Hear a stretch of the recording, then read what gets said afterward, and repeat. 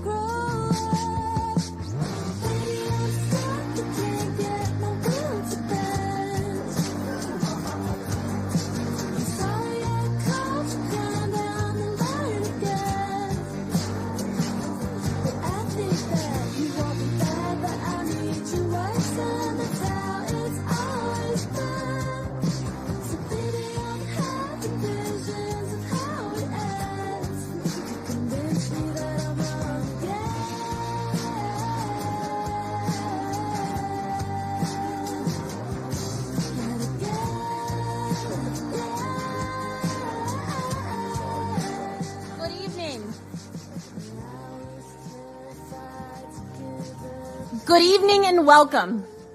My name is Sarah Elwell, and I have had the pleasure of leading the Forum Club of the Palm Beaches as its Chief Executive Officer for the past decade.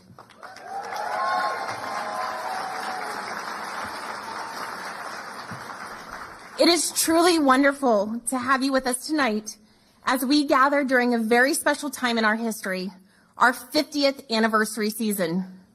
For 5 decades, the Forum Club has served as a trusted, nonpartisan platform where ideas are thoughtfully examined and elevated. What began in 1976 as a small gathering of young business leaders has grown into Florida's premier destination for thought leadership, bringing together nearly 800 of our region's most engaged business, civic, and political leaders. Throughout the years, we have welcomed more than 500 distinguished speakers, from presidents and policymakers to innovators, journalists, and historians, all with a shared purpose to stimulate thought and promote dialogue. That mission continues to guide us today and is more important than ever. 50 years ago, the Forum Club hosted its first event featuring President Jimmy Carter, who was on the campaign trail at the time. And tonight, we mark a new milestone in our organization's history, hosting for the first time a sitting president of the United States.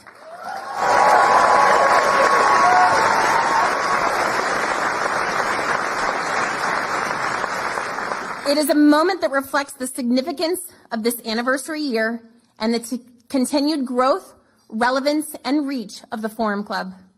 Tonight is a reflection of that legacy and of the community that has sustained it for 50 years. Thank you for being here, for your continued support, and for helping us carry this mission forward. Now I would like to invite Reverend Tim Skank, Rector of the Church of Bethesda by the Sea, to please come forward and provide the invocation. Our board president, Harvey Oyer, will then lead us in the Pledge of Allegiance. Please stand if you are able.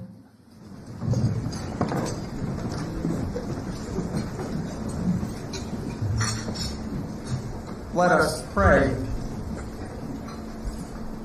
Most holy and gracious and life-giving God, we thank you for gathering us together this evening as we celebrate 50 years of the Forum Club's deep impact on this community.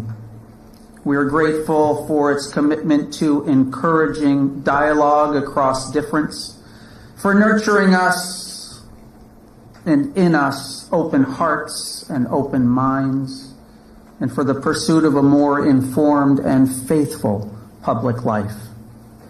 In this moment, we ask that you inspire in us and in all who lead the spiritual gifts of wisdom, compassion, courage, and mercy.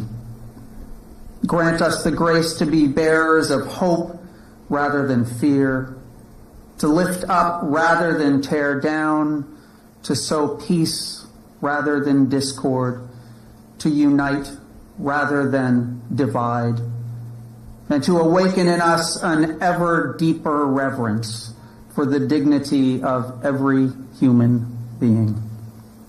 Bless our time together and make us witnesses to your abiding love and grace, both in this community and throughout the world.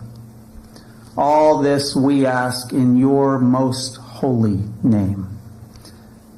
Amen.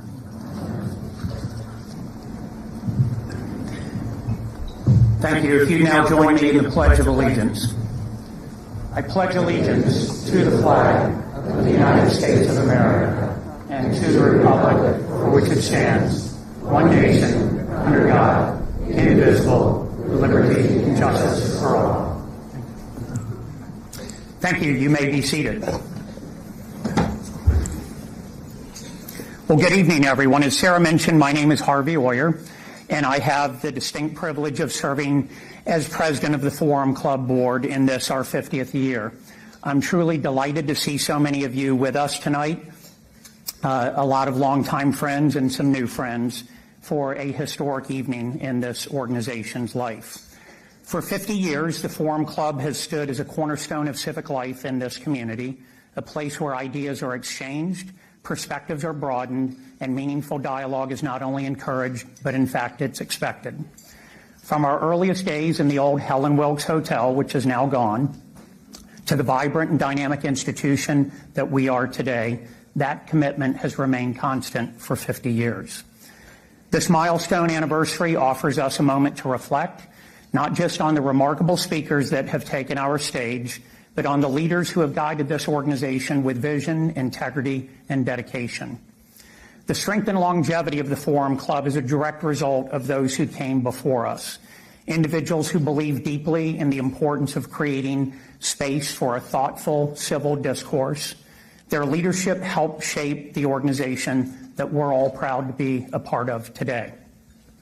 So at this time, I would like to take a moment and recognize a very special group of people in the room. If you are a past president of the Forum Club of the Palm Beaches, would you please stand so that we may recognize and thank you for your service.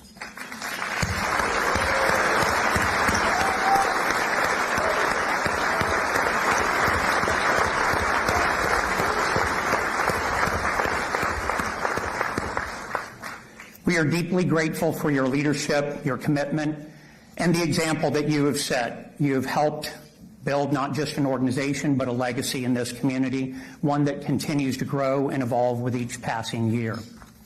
As Sarah mentioned, tonight we also mark an extraordinary milestone, welcoming for the first time in our history a sitting president of the United States. It's a testament to the stature of the Forum Club, the strength of our membership, and the relevance of our mission. But what makes this evening truly special is not just the significance of our guest speaker, but it's all of you. The Forum Club is, at its very core, a community of leaders who show up, who listen, who engage, and who value the exchange of ideas. So on behalf of our board of directors, thank you for being part of that community. Thank you for your support, your participation, and your commitment to the Forum Club. We are honored to have you here tonight as we celebrate 50 years and look ahead to our next 50. Before we begin, we have a few housekeeping items as our program gets underway. If you are not currently following the Forum Club on social media, our hashtags and handles can be found on the screens. We invite you to follow us on these platforms and tag us in your photos from tonight's event. It's a great way to stay connected, and we regularly post news and updates on these channels. We will also share the photos from tonight's event on these platforms, which is another great reason to follow us. Speaking of photographs, I would like a special thank you to Tracy Benson with Tracy Benson Photography for photographing our programs all season. Thank you, Tracy. For those of you joining us this evening as guests, we're delighted to have you here, and we hope you're getting a sense of what makes the Forum Club so special. As we celebrate this milestone 50th anniversary season, and with an exceptional lineup of programs still ahead, there has never been a more exciting time to become a member of the Forum Club. Our membership continues to grow, and we are now near our membership cap. So if you are interested in being considered for membership and attending our upcoming programs, I encourage you to apply now using the QR codes found on the screens. The Board of Directors will review the next round of applicants at our meeting later this month. We would be honored to have you join us in this community of engaged, thoughtful leaders, and we look forward to welcoming many of you back as members in the near future. Before we break for the summer, we have one more event to share with you. In just 10 days, we will welcome Florida House of Representatives Speaker Daniel Perez to the Forum Club stage. As one of the most influential leaders in our state, Speaker Perez will offer timely insight into the legislative priorities shaping Florida's future and the issues most important to the business and civic communities. It promises to be yet another dynamic and thought-provoking program, and one that you will not want to miss. Tickets for the event are already selling fast, so I encourage you to secure your seat as soon as possible. Now I would like to take a moment to recognize a few distinguished guests joining us this evening. We are honored to have with us Director of the Federal Housing Finance Agency, Bill Pulte, former United States Secretary of Commerce, Wilbur Ross, former United States Ambassador to the United Kingdom, Robert Wood Johnson, and former United States Ambassador to the Dominican Republic, Robin Bernstein. Welcome, all of you. We are delighted to have you here.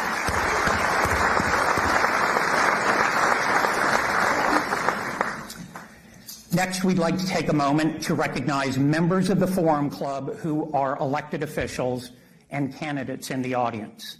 I ask that everyone please hold their applause until the end, and I will let you know when you can applaud. So the elected officials in the room this evening are Senator Gail Harrell, Vice Mayor Tom Turkin, City of Boynton Beach, Karen Brill, Chair, Palm Beach County School Board, Christy Mosbach, Mayor, Lake Clark Shores, Mimi May, Vice Mayor, Lake Worth Beach, Danielle Moore, Mayor, Town of Palm Beach, Ted Cooney, President of the Palm Beach Town Council, Erica Whitfield, School Board, Shalonda Warren, City of West Palm Beach Commissioner, Kathleen Ward, City Commissioner, City of West Palm Beach, Sarah Baxter, Mayor of Palm Beach County, Ann Gerwig, State Representative, District 93, Meg Weinberger, Member of the Florida House of Representatives, Anne Marie Sorrell, Palm Beach Soil and Water Conservation District Commissioner, Gervonta Edmonds, Florida House of Representatives,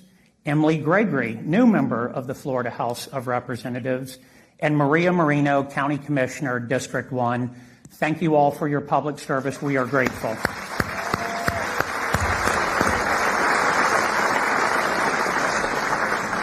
I would now like to introduce members of the Forum Club who are candidates for public office. Karen Brill, re-election to the Palm Beach County School Board. Erica Whitfield, Palm Beach County Commission, District 2. Scott Singer, United States Congress, District 25. Gervonta Edmonds, State Representative, District House Seat 88. Emily Gregory, State House of Representatives, District 87. And Christina Lambert, candidate for Mayor of the City of West Palm Beach. Thank you all for offering yourselves for public service.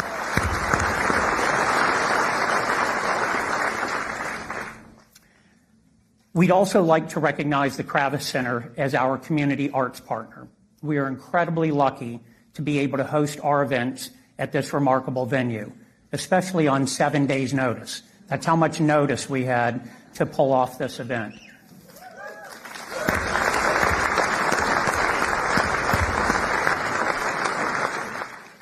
In particular, we're extremely grateful to our board member, Kravis Center CEO Diane Quinn, and the entire staff of the Kravis Center for all of their hard work over many years, particularly this evening.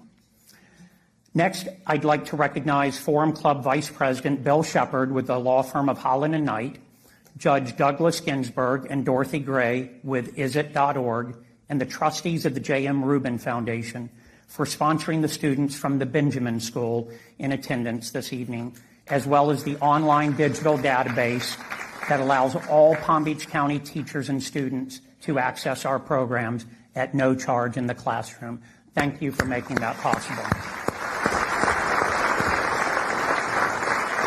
We'd also like to thank our President's Gold Circle members, Sarah Alsofrom with GL Homes, Barbara James with Baptist Health South Florida, Don Kizaleski with Florida Power and Light, Barbara Suffless Noble with the J.M. Rubin Foundation, Caroline Villanueva with Florida Crystals, Catherine Rossmel with the law firm of Lewis, Longman and Walker, Alyssa Freeman with the Palm Beach International Boat Show, Angelica Santibanez with Amazon, John Castronovo with UBS, and Ken Kinnerly with the James Hardy Pro Football Hall of Fame Invitational. It is their generous support that enables us to host these luncheons and this dinner.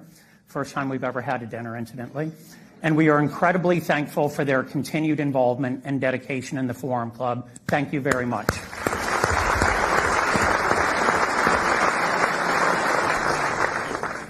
I would now like to take a moment and recognize one of the individuals who made this evening possible and the organization possible. It is our original founder from 50 years ago. Congressman Dan Mica is with us this evening.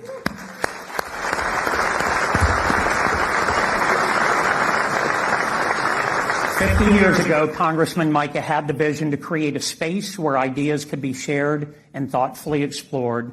That vision has endured for 5 decades and continues to guide us today. As we celebrate this milestone year, it is only fitting that we pause to acknowledge his vision and his leadership and a very lasting impact on our community. Thank you, Congressman Mica.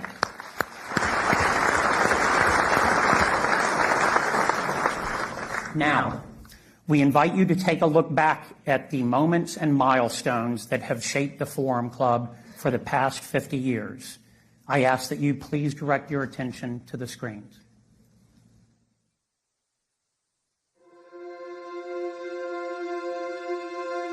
On our first meeting with respect to the longevity of the club, I wasn't expecting very much. The vision was perfect.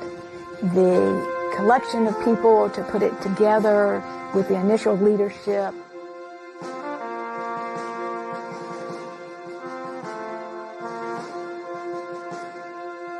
It filled a need in this community, and it gave us an opportunity to be involved and to hear different sides and different views from a wide range of people.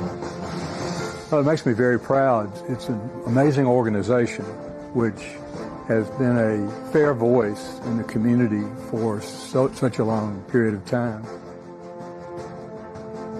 The Forum Club of the Palm Beaches is the premier destination for thought leadership, not only in Florida, but perhaps the nation. We bring both sides. We bring those who may not agree with each other to the table. We break bread together.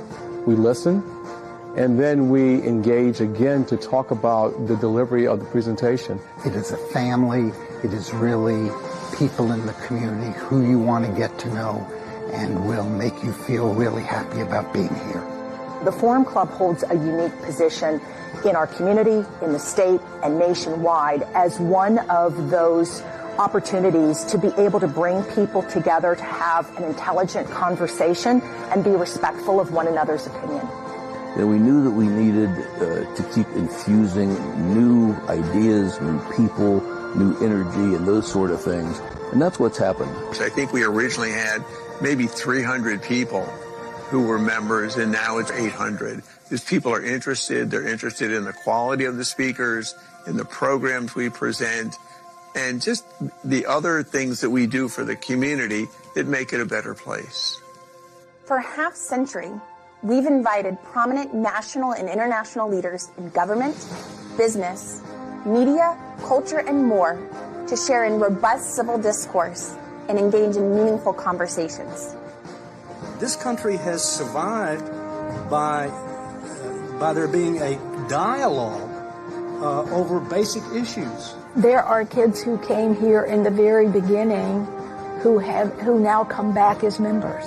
The Forum Club's programming has definitely inspired both me and my future career. We're bringing students here to start them on the process, their lifelong process of learning how government works and learning how civic involvement works. I think by showing students that you can come together in that way, we are going to be ensuring that the next generation can maybe even do better than we're doing right now. And I could have not asked for a better opportunity to learn about how many areas in our government and public service intersect with the law and the different ways I can make a change or an impact on our society. To be able to have that up close and personal, reach out and touch that person type of experiences is so special and unique. And it's something that is not only to be cherished, but it needs to continue to be nurtured for our next generation. My hope is that 50 years from today, this organization is just as strong and just as relevant in our community as we continue to grow into what Palm Beach County will become in the next generation. I have every confidence that we're going to be there and do that. Make sure that we stay nonpartisan, unbiased, and always welcoming people that challenge us to think differently. As we mark our 50th anniversary season, we honor our past and look boldly to the future. We look forward to the conversations that lie ahead. Thank you for coming to the Forum Club of the Palm Beaches.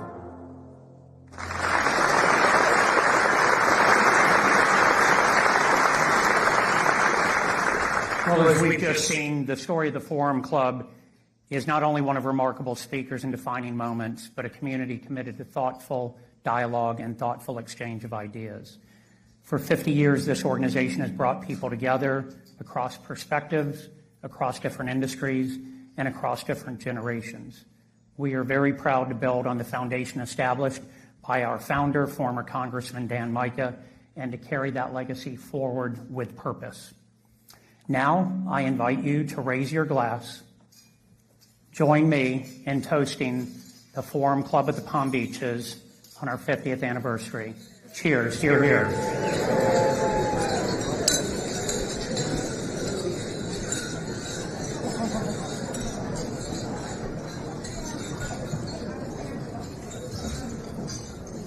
Sarah took my glass of champagne.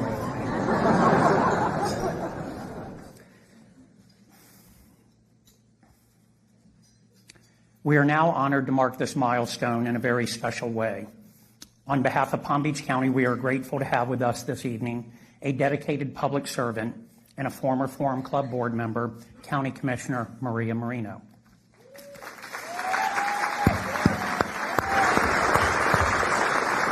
As all of you know, Commissioner Marino has been a tireless advocate for the residents and businesses of Palm Beach County, and we are truly appreciative of her leadership and service. Tonight, she joins us to present an official county proclamation recognizing the Forum Club of the Palm Beaches and our 50 years of impact on the community. Commissioner Marino.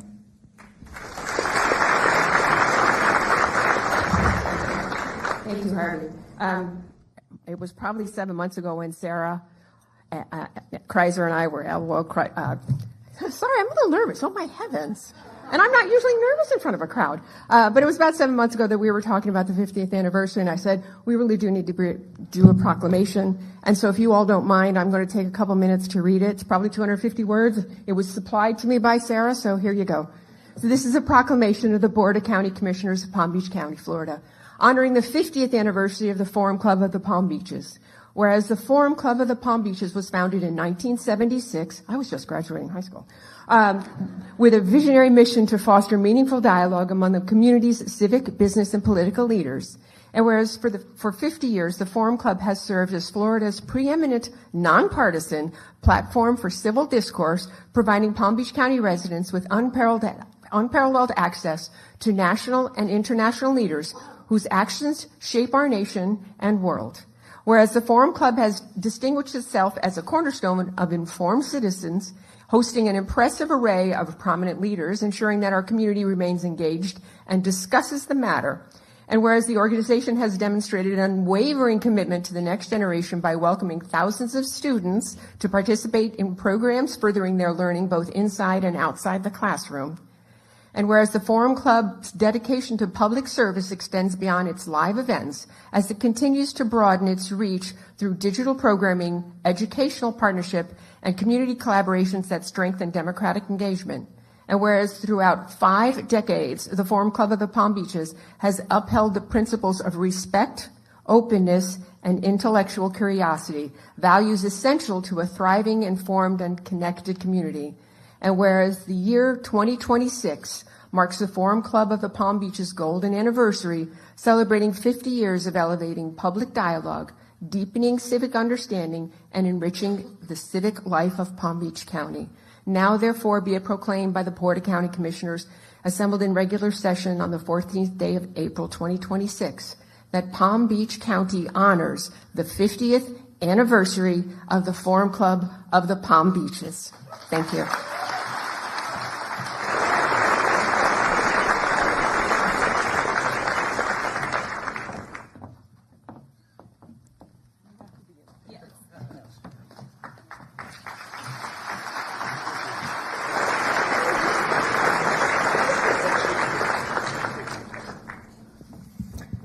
Ladies and gentlemen, I now invite our founder, former Congressman Dan Mica, to share a few words. Congressman? Thank you. Thank you, Harvey. When I walked out here, I saw that guy say, he's alive. You know, I used to, when I was a member of Congress, every speech jump up and say, isn't it great to be in West Palm or Boynton or Boca? At my age, I say, it's great to be. So, and when Sarah called me, I didn't know that many people were going to come here to hear me speak. I mean, it's incredible. But Harvey has covered everything I have. So there are a couple things they wanted me to do. And one of them, and before that, I just thought this, every once in a while I have a good idea, like this club. And like my golf, I had a par in 1989. But I have another idea, and I want to just take a serious moment and thank the Secret Service, our law enforcement, and all the people who do so much for us.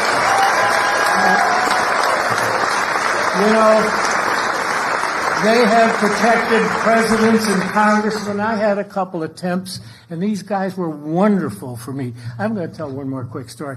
They would start my car every morning when a guy would plan to bomb me. But they wouldn't start my wife's car. And that was not. Anyhow, it is great to be here. And that didn't go down well. But at any rate, we do have here some of the original members. And they're alive, and they're here. And I'd like them all to stand up. Willa Farrington, Angelo Chiarelli, Richard Bernstein. Who am I missing? Please stand up. We had a wonderful group. We had fun, and I like to hear that word bipartisan. That's what we try. That's going to be our future. In fact, everyone in this room, is the future of the next 50 years of this club.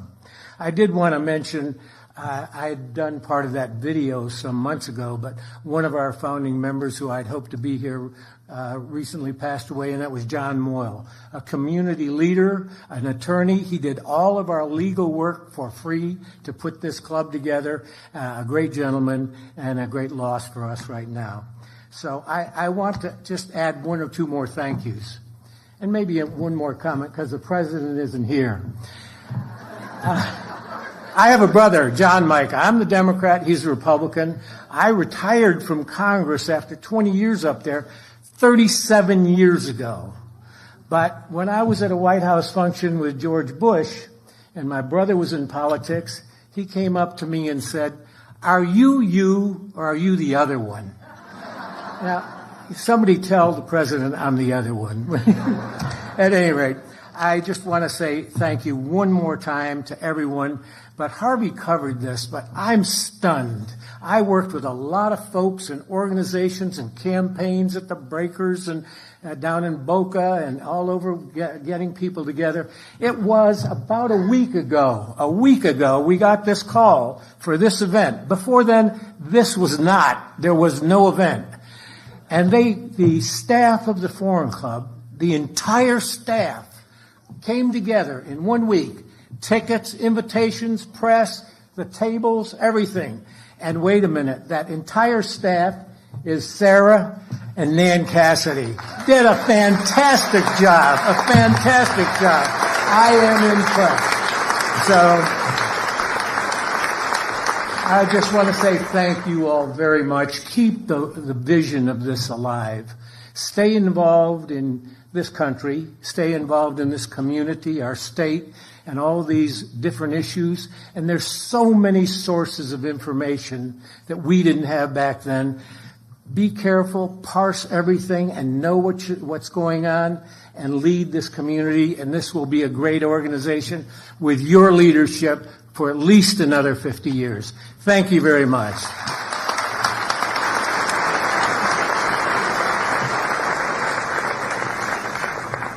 Thank you, Congressman Micah, and all of the founders. Thank you. As our pre-program comes to a close this evening, I want to take a moment and thank each and every one of you for being here. Tonight has been a truly special occasion, one that not only celebrates an extraordinary milestone in the life of our club, but also reflects the strength, engagement, and spirit of this community. We are deeply grateful to our founder, our past presidents, our sponsors, our board of directors for their leadership, and to all of our members and guests who continue to bring our mission to life through your participation. This evening also reminded us of what makes the Forum Club so unique, the opportunity to come together, to listen, to learn, and to engage in thoughtful dialogue on issues shaping our world. As we conclude our 50th anniversary season, we do so with a deep sense of pride in all that has been accomplished and great excitement for what lies ahead. At this time, we will pause briefly before the President takes the stage. Please remain in your seats. We thank you for your patience. He is en route or on the ground here, so it will take us a few more minutes, and we will resume our program shortly. Thank you.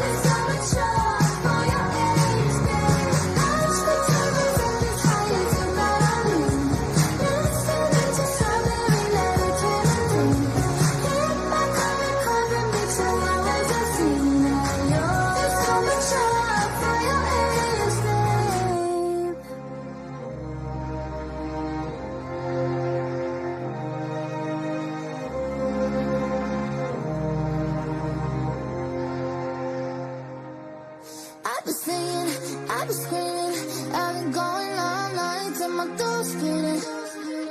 I've been crying, I've been dreaming. Yeah, I know that you look, but you don't see it. Get my purplish brown, get your attention. Yeah, the look in your eye made me question. Would you let me know if I was better? You don't know the person. Would you let me know if I touch you like that? And you still want something. Would you?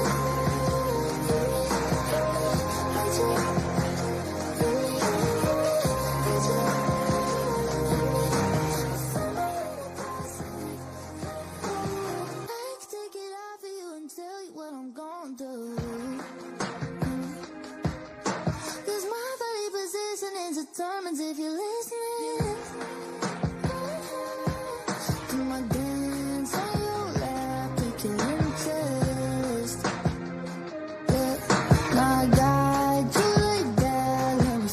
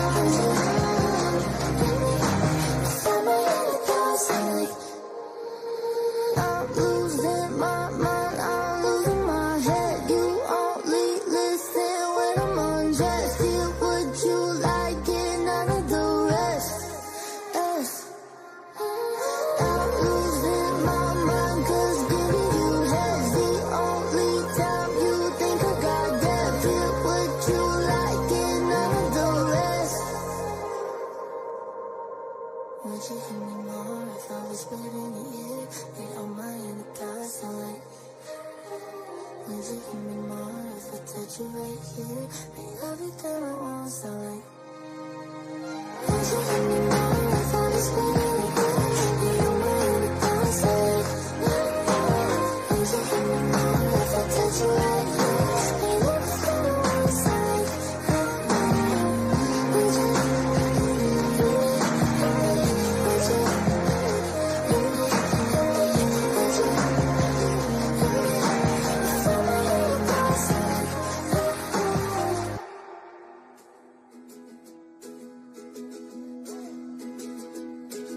Met her late in the summer, asked her name and a number. She said, whoa, whoa, whoa, whoa, let's take it slow. That stolen kiss by the river made me shake, made me shiver. Down to my bones, but I need you more. And I swore that I'd never fall in love again. But when you talk like this and you look like that, I feel like, oh, the electric love is running from my head to my toes. Addicted to this feeling and I won't let it go. You fell right out the sky, right out the blue.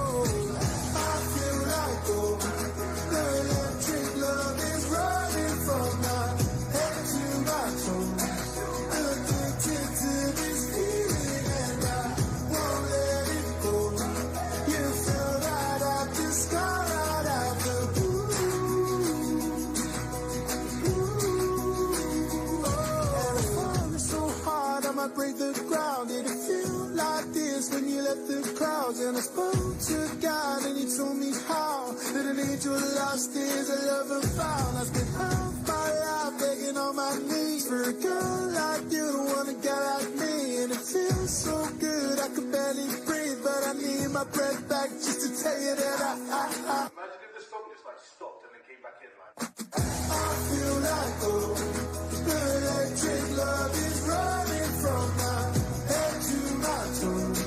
Addicted to this feeling and I won't let it go. You fell right out the sky, right out the blue.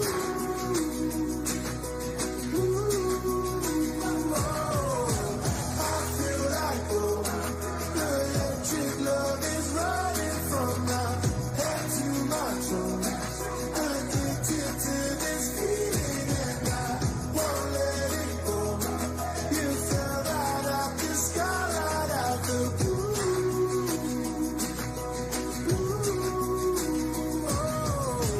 I feel like, oh, electric love is running from my head to my toes. If you want, you can tell everyone I'm the problem. But I won't sit and watch while you sink to the bottom. And it kills me knowing what it was and what it will be. Maybe we'll be better as a memory, even if it means that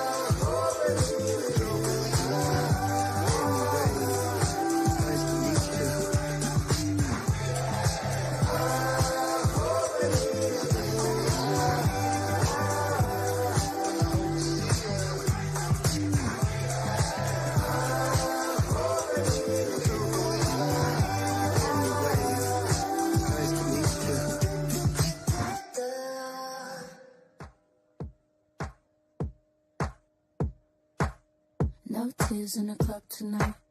Right now, gonna live the life. Hips swaying side to side, side to side, side to side. My girl's in a magazine. Might see him casually, but I like how you talk to me, talk to me. Do I drive you crazy? Do I make you wild? Don't you think about it? I know you like my style. Don't need to know your name. Just hold me close and act like you need it. Sweet talk can make me believe it. This body like honey. Sit back and watch them all on me. Start out, get it on fire. It's so natural. It's so natural.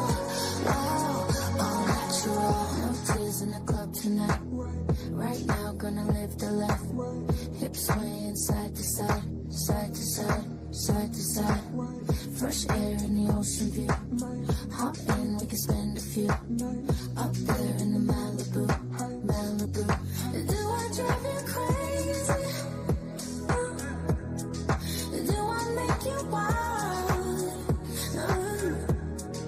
Don't you think about it? I know you like my style. I don't need to know your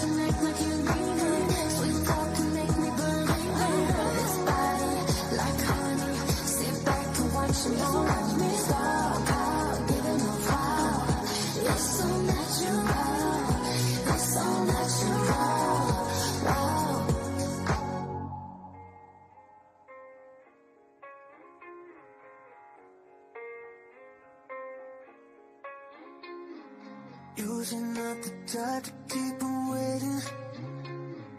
Usually like to love and leave them fast.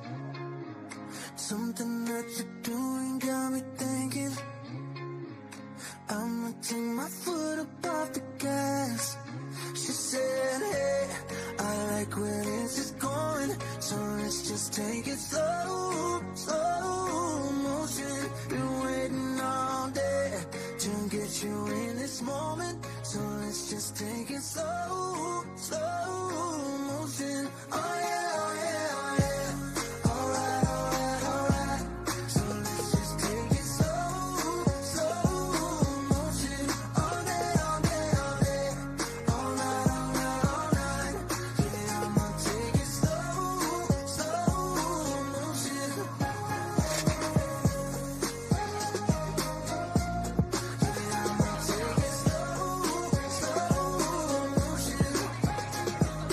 She don't need a guy to buy a bottle, just someone to spend a little time. Baby, I can promise I'll still be here by tomorrow, but I can give you all of me tonight. She said, hey, I like where this is going, so let's just take it slow, slow motion. Been waiting all day to get you in this moment, so let's just take it slow, slow motion. Oh yeah, oh yeah, oh yeah. Oh, yes. No, all I'm thinking is, let's have them out to your bed, make them stand up and go.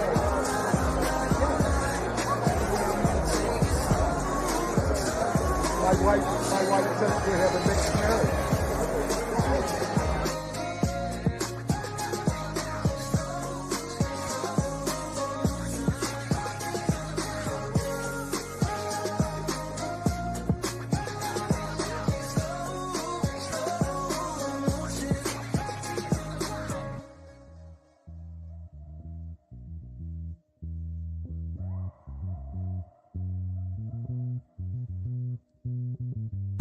God just said you were in love, so I done sad face. I don't ask for much, just that you make me halfway.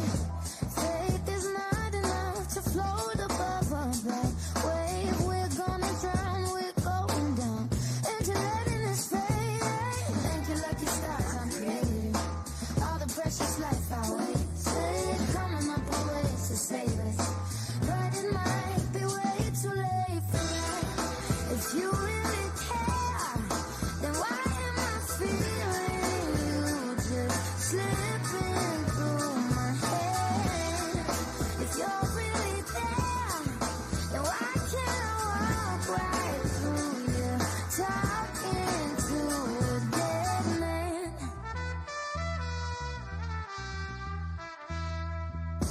I got no excuse for thinking I could fix it.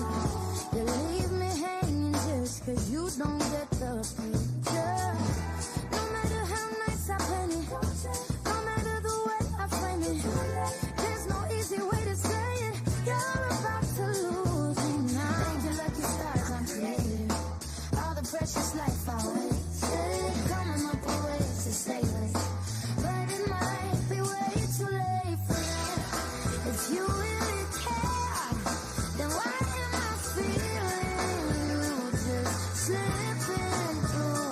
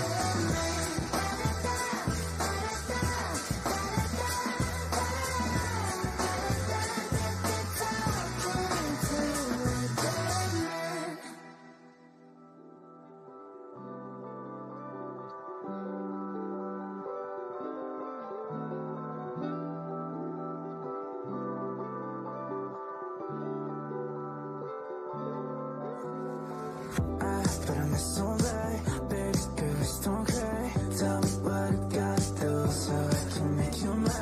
I say, but baby, I know that you ain't fine. Oh my, but baby, I know that. But the distance is killing you. Tell me what I gotta do, how to do it, I'll forget how to do it. I'm seeing visions for you and do. Tell me what I gotta do, how to do it, I'll forget how to do it. Say far from the light, I know you did it for love. Say that one more time, tell me if this what you want. Say that you're on your knees asking me for more. Why would I believe I was on? I know that distance is killing you. Tell me what I gotta do, how to do it, I'll forget how to do it. I'm seeing visions for you and do. Tell me what I gotta do, how to do it, I'll forget how to do it. Turn the lights off, don't make yourself. Tell me what you wanna take now. The silence is too loud. Yeah, I know that. I know the distance is killing you. Tell me what I gotta do, how to do it, I'll forget how to do it. I'm seeing visions for you and do. Tell me what I gotta do, how to do it, I'll forget how to do it. I think my hair stopped growing. Is that even a thing? Haven't lost any of it, but something ain't the same. Maybe it's a metaphor. Is it even that deep? I think my hair stopped growing. Or is it me? I called Phil a couple times. He's probably sick of me. He said go easy on yourself, but what does that even mean? Sounds like good advice, but I just can't hear it. Ladies and gentlemen, please take your seats. The event will begin momentarily. I should turn the heat down. Tell myself to chill out. Till I really hate the way I talk to myself. Hit me like a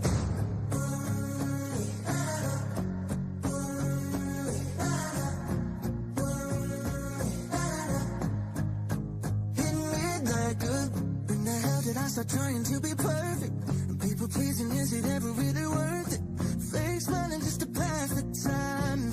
It's the only way I've been getting by. Looked at myself and I can't even recognize who I am behind those eyes. One big disguise. Hit me like a gut punch. I hurt my own feelings. How did I get so good at being mean to myself? I should turn the heat down. Tell myself to chill out. Till I really hate the way I talk to myself. Hit me like a.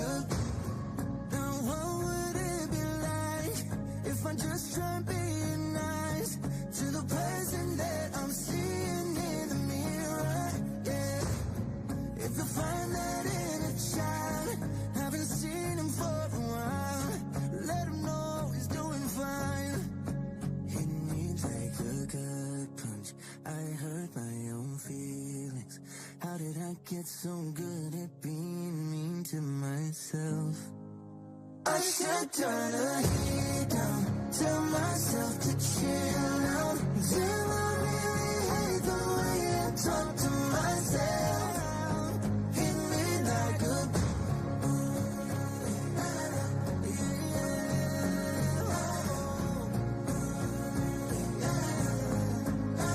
Hit me like a.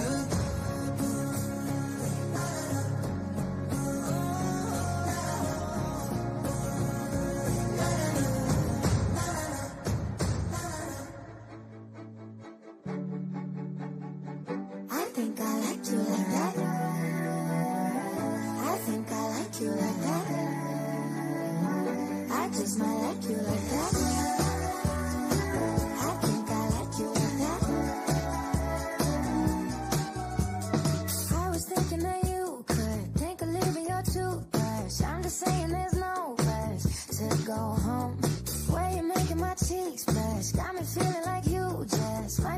a small price. Now I know we don't gotta be just a nighttime thing. Maybe we could see what the sunlight brings. All the other guys couldn't find where my heart is. Now I'm picking petals from gardens. I think I like you like that. I think I like you like that. I just might like you like that. I think I like you like that. I wanna make you some breakfast while you're stretching and yawning. I'll give you love at 2 p.m., not just at 2 in the morning. I wanna know all your secrets, if we're just being honest. Got a lot of clothes, but I can make some room in my closet. We don't gotta be just a nighttime thing. Maybe we could see what the sunlight brings.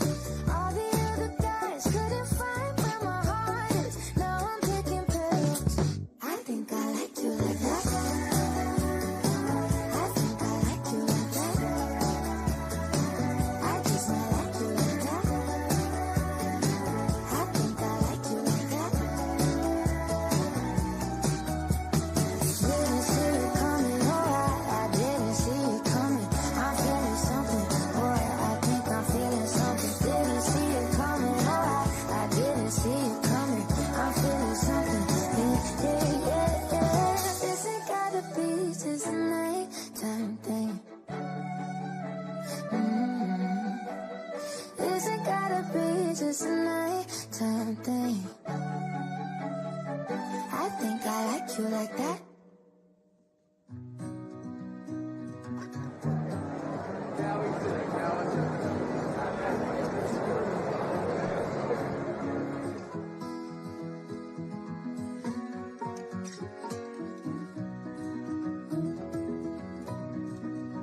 I've heard all the bad news and the bad reviews, couple bad gut feelings. Well, I've had them too, but still I choose to be in love with you. Been alone for so long, I've got something to prove. If I close an eye, it's almost like your red flags are blue. So still I choose to be in love with you. Short fuse and long pass, like you're fresh out of rehab, and I'm fresh out of any good judgment. I'm intentionally carelessly, so got self-awareness, just want someone to love me who doesn't.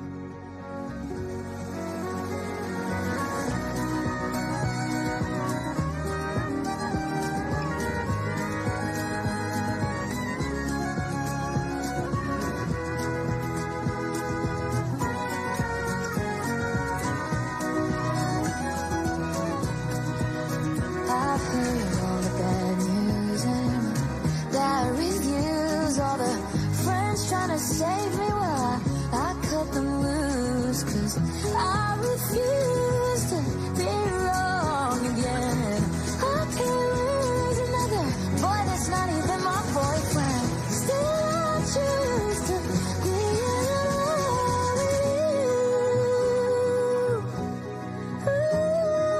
Still I choose to be in love with you.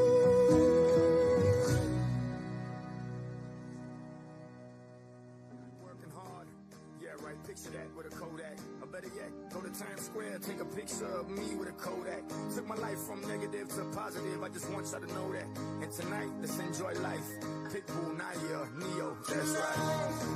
I wanna love you tonight. Give me everything tonight. For all we know, we might not get tomorrow. Let's do it tonight.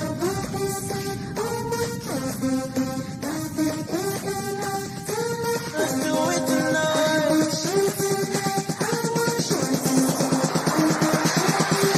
Grab somebody sexy, tell them hey.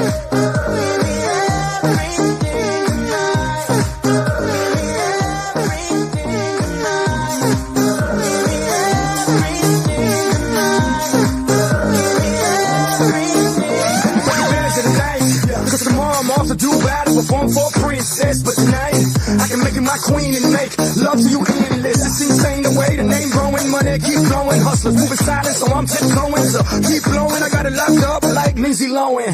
Put it on my life, baby. I make it feel right, baby. Can't promise tomorrow, but I promise tonight. Excuse me, I might drink a little more than I should tonight. I might take you home with me if I could tonight. Baby, I'ma make you feel so good tonight. 'Cause we might not get tomorrow.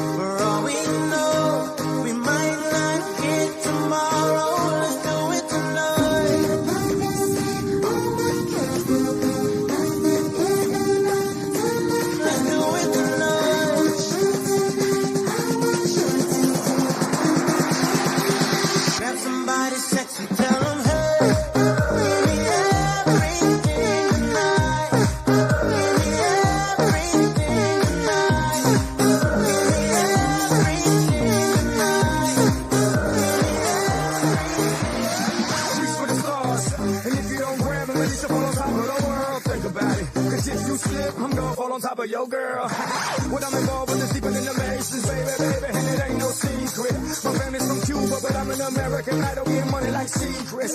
Put it on my life, baby. I make it feel right, baby. Can't promise tomorrow, but I promise tonight, darling. Excuse me, I might drink a little more than I should tonight.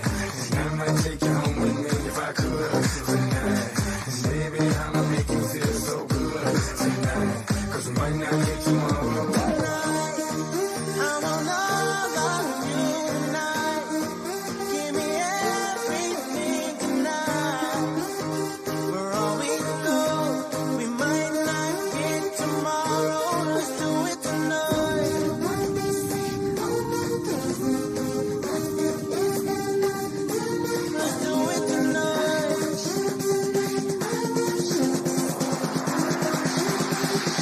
Somebody sexy, tell them, hey, give me everything tonight.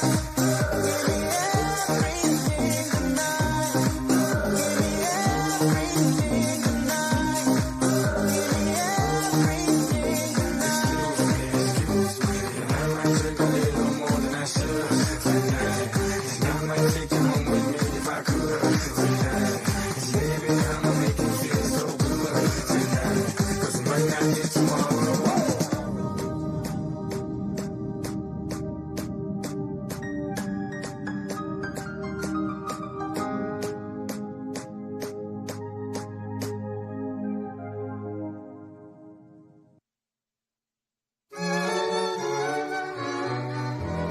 Heavenly shades of night are falling. It's twilight time. Out of the mist your voice is calling. 'Tis twilight time. When purple-colored curtains mark the end of day, I'll hear you, my dear, at twilight time. Deepening shadows gather splendor as day is done. Fingers of night will soon surrender the setting sun. I count the moments, darling, till you're here with me. Together at last at twilight time. Here in the afterglow of day, we keep our rendezvous.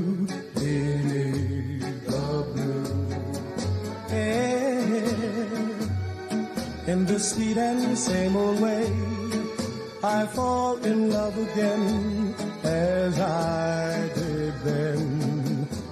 Deep in the dark, your kiss will fill me like days of old, lighting the spark of love that fills me with dreams untold. Each day I pray for evening just to be with you. Together at last at twilight time.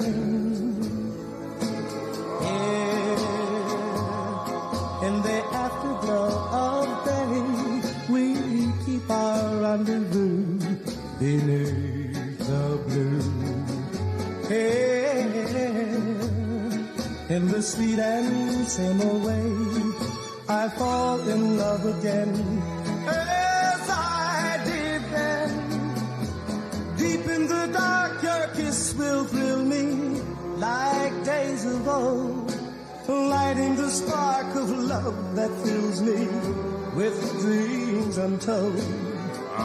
Each day I pray for evening just to be with you, together at last at twilight time.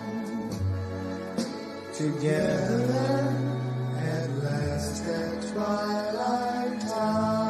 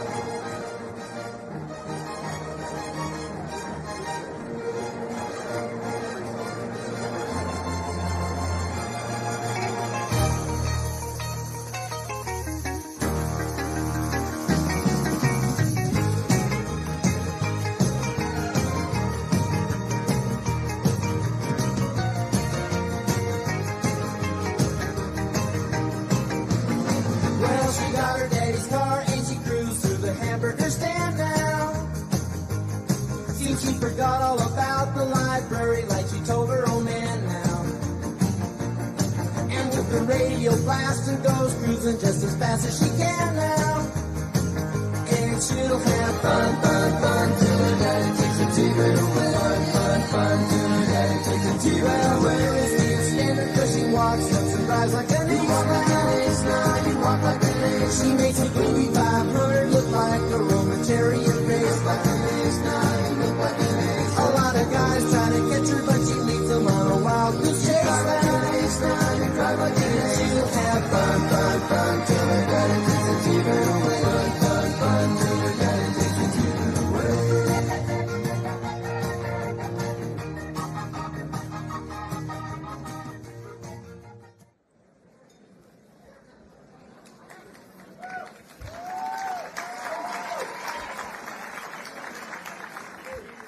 Ladies and gentlemen, at the Forum Club of the Palm Beaches, we are privileged to welcome leaders who are actively shaping the direction of our nation.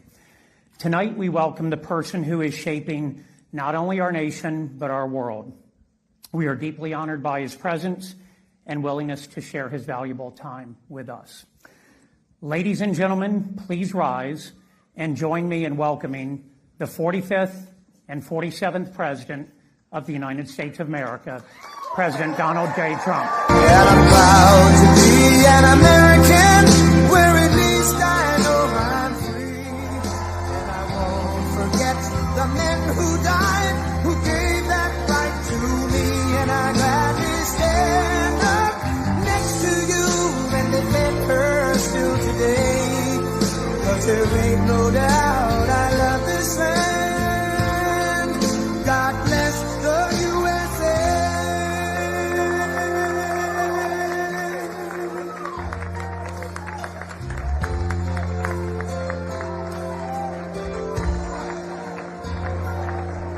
From the lakes in Minnesota to the hills of Tennessee, across the plains of Texas, from sea to shining sea, from Detroit down to Houston and New York to LA, where there's pride in every American heart, and it's time we stand and say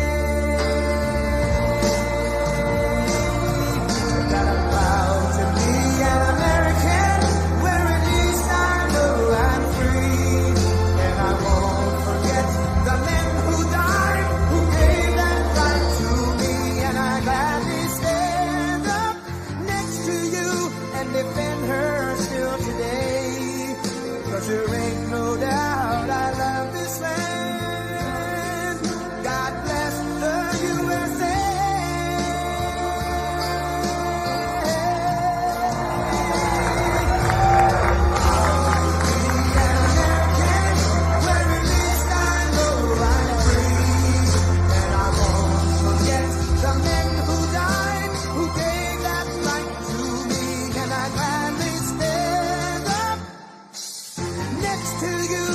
Defend her still today.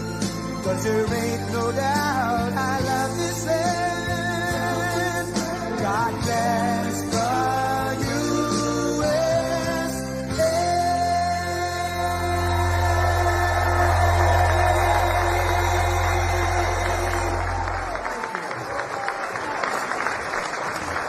Harvey's book.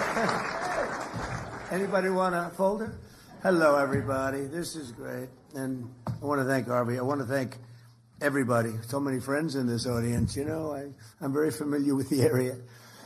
And our country is hot. We're doing a good job. We're doing a good job. Stock market just hit another high for the 59th time in 1 year. And it's been really great. But I want to thank especially Harvey and all of the people, his beautiful wife, Christina, daughter, Eve. And he really put his heart and soul. He's a wonderful man, a great attorney, a very legitimate person. Sit down. Come on, we'll be here. What the heck? It's a beautiful evening in Palm Beach. Sort of semi, isn't it, huh? And, it's a very hot area. It's a hot area. It's one of the hottest areas anywhere in the country, if you think, right? It's a pleasure to be back with so many friends and neighbors in a place that I love and a place that I call home, Palm Beach. It's been, I've been here for a long time. And I begin by congratulating the Forum Club on 50 incredible years. The Forum Club. Wow. Harvey asked me if I do this. I said, no, I have a big speech. You know, I just had a big speech. You probably saw a big. And it's all over television. I said, where am I going now? He said, you're going to Kravis Center. But, you know, honestly, Kravis Center is terrific. And, I mean, I was saying, somebody said, you know, sir, you don't really have to do it. You can call up and probably do it. I said, are you kidding me? Can you imagine? This is a crowd where I know so many killers, very successful people. Some are nice. Some are horrendous people, but I like the nice ones and the horrendous ones also. We have some really killers. I'm looking out there. Oh, these people, I've had to deal with them my whole life. They are brutal, but you get friendly with brutal people too. I'm dealing with some quite brutal people right now in the lovely country of Iran. They are very brutal, and I will tell you, we're doing very well. You cannot give Iran a nuclear weapon. It's all, I think, you can. Because they would use it on a place called Israel very quickly, and they would use it in the Middle East, and they'd use it in Europe, and I guess we'd be next, and it's not going to happen. Don't worry about it. We've taken apart. We've taken their Air Force is non-existent. It's gone. Their Navy, they had a very strong Navy. They had the strongest Navy by far in the Middle East, many times over. They have 159 ships. Every single ship is at the bottom of the sea right now. They have no anti-aircraft capacity. They have no radar. They have no leaders. Actually, their leaders are all gone, too. It's part of our problem. We don't know who the hell we're dealing with. They call up, this is Mohammed so-and-so, and I say, are you a leader? We're looking for a leader. It's the only country in the world. Nobody wants to be a leader.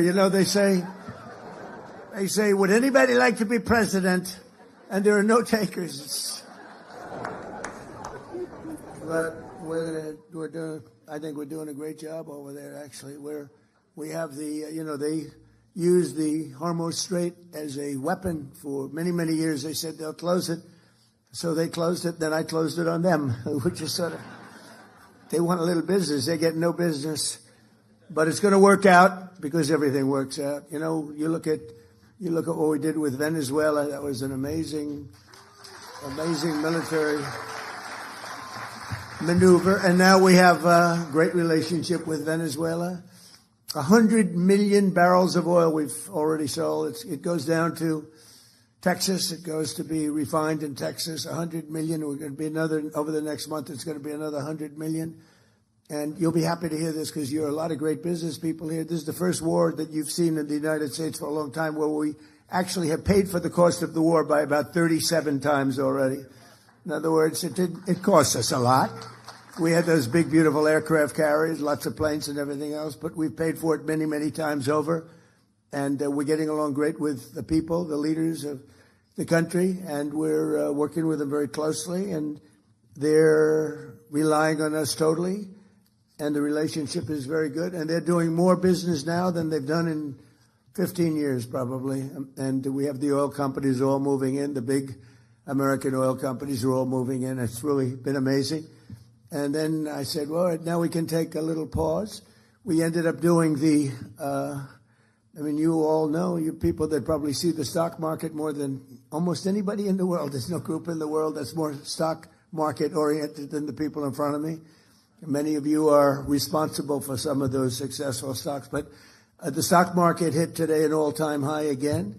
It hit one yesterday, hit one the day before, during what they call a military operation. They don't like the word war. And they call it a military operation, because that way you don't have a war, you don't have legal problems. But you ever hear a situation where we're knocking the hell out of somebody and we have a Congress, please, you've only got 3 days left. We spent 19 years in Vietnam. We spent 12 years in Iraq. We spent 7 years in another place, 2 years in another one, 7 years in another one. We had another one for 14 years, and we're in there for 6 weeks. What's taking so long? Now, we could leave right now. If we left right now, it would take them 20 years, 25 years to rebuild the place. But we're not doing it because we have to do it totally right. We don't want to have somebody coming back in 5 years and you have an incompetent president, which we just went through 4 years of a very terrible situation, very incompetent. But this should have been done long before I got to office, so we had to do it. The crazy thing is I had all my financial people, Scott, Howard, all of the different people. And we're celebrating the success because we have the highest stock market. We broke 50,000 on the Dow. Nobody thought it was possible. They said maybe at the end of the fourth year, but probably in 6 years, 5 years, but not during this term. It's too much. We did it at the end of the first year. Then we broke 7,000 on the S&P. We did that at the end of this year, long ahead of schedule. And then I said, we have the most successful. By the way, more oil is being drilled right now than at any time in the history of our country. We're doing double. Think of this. We're doing double Saudi Arabia and Russia combined. Double Saudi Arabia and Russia combined. Nobody knows that. And you see all of those big, gorgeous ships coming up from all over the world because the strait is closed by us, and they're coming to Texas now and Louisiana to load up. Big ones.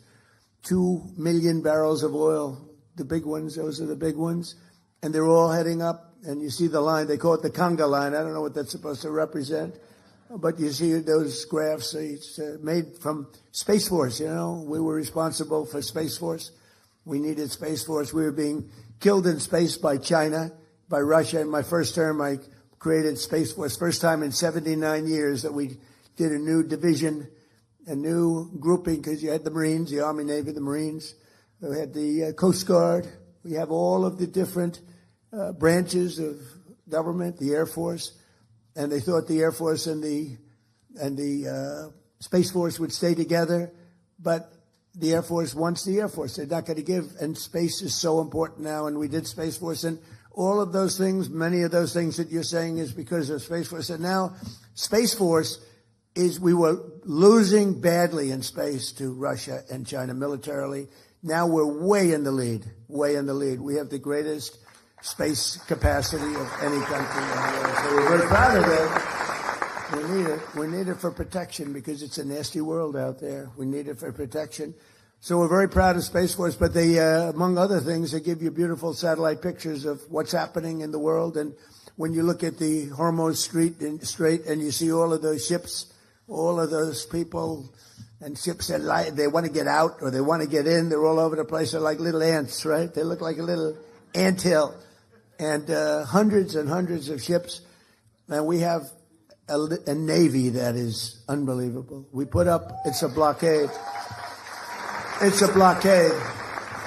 And you saw the other day where a massive tanker, this was bigger than 2 million barrels, a massive tanker was trying to run it. And the young captain of the ship from Annapolis, these guys are like central casting. You could put him in. I'd say something about Tom Cruise. I was going to say better looking than Tom Cruise and taller, but I'm not going to do that because he's a friend of mine. I can't do that.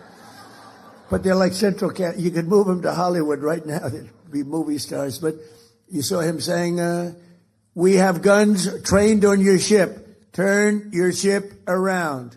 And this is loudspeakers that go over the ocean, and they hear them from 2 miles away. Turn your ship around. Turn your ship around. And all of a sudden, yes, we are going back to Iran. We are going back. They turned it around. It takes 10 miles to turn the sucker. It's not like turning around a bicycle. It's big stuff. And then we had the other one you saw from 4 days ago where they were going to ram we call it an iron wall. It's essentially an iron wall. We have such great military and great Navy. And they were going straight through. And they said, turn your ship around. And there was no response. Turn your ship around. Evacuate your engine room immediately. And you see all these guys running out of there. Now, they're 5 miles away. And one shot into the engine room, blew up the engine room. The ship stopped. They used tugboats, and then we landed on top of it. On top of everything else, we then land on top of it, and we took over the ship. We took over the cargo, took over the oil. It's a very profitable business. Who would have thought we were doing that? We're like pirates. We're sort of like pirates. But we're not playing games because, for 47 years, Iran has been pushing everybody around. They're the bully of the Middle East. They've been scaring everybody, Israel and Qatar, Saudi Arabia, UAE, Bahrain, Kuwait, all of them. They're all, it was the bully of the Middle East. I understand it. Bush made a mistake. He took out Iraq. Iraq, and by the way, I congratulate the new president of Iraq. I endorsed him. I'm now in the business of endorsing political leaders from foreign countries, countries that nobody's ever seen before. And we have a pretty infallible record. We've won a lot of them, but I endorsed the man because we didn't like the man that was the president of Iraq, and we endorsed somebody that not a lot of people have heard of, and he won in a landslide. So I just spoke to him yesterday. But the relationships we have relationships that are very, very strong, very powerful relationships, and I think the Middle East is going to be taken care of. We had a lot of conversations with the leaders. I call them the new leaders. I call them the new regime. You know, they kept saying, the radical left, where is regime change? Well, if this isn't regime change, there's no such thing. Because Khomeini in the first tier was gone. The second tier is gone. Half of the third tier is gone, which is a problem. That's a problem. Because we are trying to figure out the right one to talk to. We talk to one, and then another one calls up. Let's make a deal. But I think we're in a very, I know we're in a very strong position. There's the expression that we've all heard, or many of us have heard, if you like the fights, if this were a fight, they'd stop it. But again, their military they have some missiles left. They have some missile-making capacity left. We've knocked out about 85% of their manufacturing capacity for new missiles out. We've knocked about 82%, but that means they have missiles left. We knocked out most of their drone-making factories, but they have some drone capacity left, and drones are pretty effective. But we've also developed, in the meantime, if you remember, the German U-boats were a horror.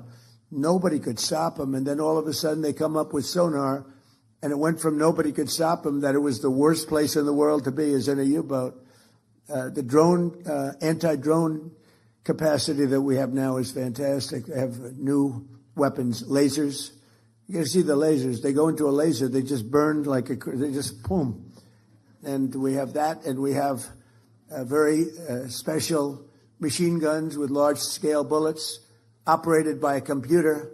And as they come in, it just knocks them out like it's amazing. But with all of that being said, there's still danger. There's always danger with war. With war, you never know what happens. Look at Russia. It was supposed to be a one-day war, and it's 4 years, right? And you see that, and it's really a terrible war. And it's a lot of people died. Last month, they had 25,000 soldiers, mostly soldiers, killed. It's like a bloodbath over there, and I think we'll get that. We've settled 8 wars, and that should be the 9th. I think we're going to get it done, but it's a rough one. It's a rough one. But we're joined tonight by a lot of my friends and very distinguished people that are great people. The Palm Beach Mayor, Danielle Moore. Where's Danielle? Where are you, Danielle? Hi, Danielle. How are you? Great person. We're working on a couple of things for good water. Let's say a nice water product, right? Like desalinization. I said, Danielle, why can't we be like a submarine? We have the best desalinization. We have the best submarines in the world. We can go for years underwater, all nuclear submarines, the nuclear ones.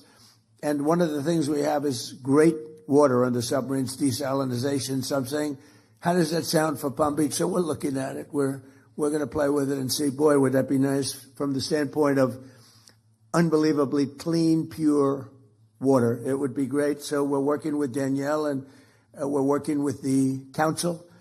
And I think something's going to come up, whether it's filtering or desalinization. Desalinization's a little bit better and a little bit more expensive, like a lot.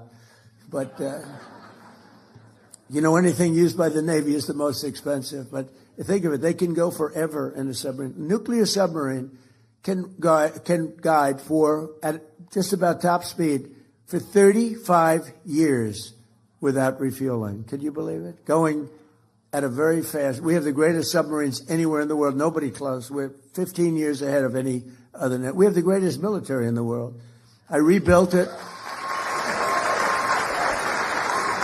I rebuilt the military in my first term, and I didn't know I'd be using it this much my second term, but certain things have to be done. It was sad when in Afghanistan, some of it was left behind by people that should have never happened. Getting out, we wanted to get out. We were going to get out easily. We would have won and then gotten out. We would have gotten out with great pride, but we left some of the military, but it was really just a small percent. It sounds like a lot, and it is a lot, but it was 2% of what we built up. We built a great military, but our submarines can go by nuclear power. Think of that. They can go for many years without stopping. They have water capacity, Danielle, unlimited water capacity. The one thing they don't have, you know what it is? Food. They have to come up every 90 days for food. The only thing we can't figure out is food. A little simple thing like that. So, but it's really amazing. Some of the things that we're able to do with the military, with a lot of other things too. Palm Beach Council President Ted Cooney. Thank you, Ted. Thank you, Ted. Good job. Good. Palm Beach County Administrator Joe Abruzzo, who's a phenomenal. You got a diamond there. Hey, it's I know a lot of town administrators, and you don't want to. This guy is a diamond. Thank you very much. You're doing a fantastic job. Thank you, Joe. A friend of mine, even though he's a Democrat, sort of a Democrat. I don't know if he's a Democrat, but he goes as I'll tell you one thing, he's a great sheriff, and he's a popular guy. Sheriff Rick Bradshaw.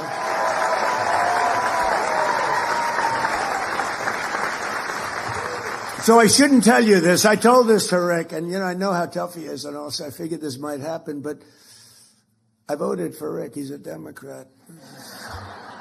This could be the end of my presidential career. I voted for him, and one of the reasons I voted for him was he's great. The other was that I was afraid he checked my vote. And you know what? I think he did, because there was a story in one of the papers that, I don't know, I did some filing, and they actually checked my vote, and I voted for Rick. So that's pretty good, right? All right, I'm in trouble with the Republican Party, but they'll understand. I'll figure that one out. Great job. Great job, Rick. Really.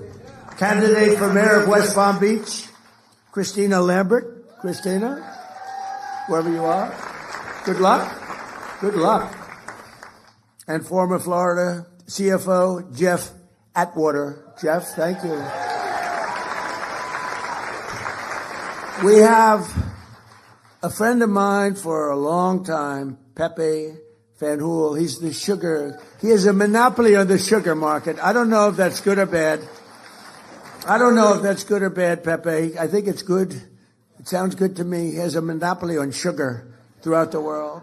He's also one of the largest property owners, maybe the largest in all of Florida. And Pepe Jr., who is just like the father, he looks like him, sounds like him. He might even be more vicious if that's possible. But they're both here. Pepe Van Hool, where are you, Pepe? And Pepe Jr., good. They are great people. And he's been a supporter of mine from the beginning, right? Almost before I ran, he said, if you run for president, you're going to win. Before I even announced, it was sort of crazy. He's been there from the beginning. Thank you very much. We appreciate the friendship. Great guy. I actually did tell Coca-Cola, why aren't you using real sugar? And they said, well, we have, the aspartame, whatever it is. I said, no. In other countries, believe it or not, Mexico, who does not like me after the change of the name to the Gulf of America, the president called me up. This is 6 months ago. We have 92% of the waterfront. They have 8%. And I always wondered, why is it the Gulf of Mexico? For a long time, even looking as a kid, I said, well, Gulf of Mexico, it's such a powerful name. It's such a powerful thing, the Gulf of Mexico, but it should be the Gulf of America. I mean, I'll say it only within the confines of this room, because I know there's a lot of fake news back there. Within the confines of this room, Mayor, you're not going to tell anybody, please? I was thinking about seriously calling it the Gulf of Trump, but I really was, but I was told by some very wise people, please don't do this. That's one I don't think would have worked. What do you think? That wouldn't have worked too well. But, it's such an honor to... You look at that incredible, powerful, beautiful, really rich area of water. There's probably very little like it anywhere in the world. When you look at all the rigs out there, all the wealth that's underneath that water, and now it's the Gulf of America. And the president of Mexico called me. He's not too fond of me anymore, but when she heard about it, it was put in some paper. Somebody leaked it someplace always. You always have leaks. When you're in my world, leaks are a part of life. And it was leaked that I was going to change the name of the Gulf of Mexico to the Gulf of America.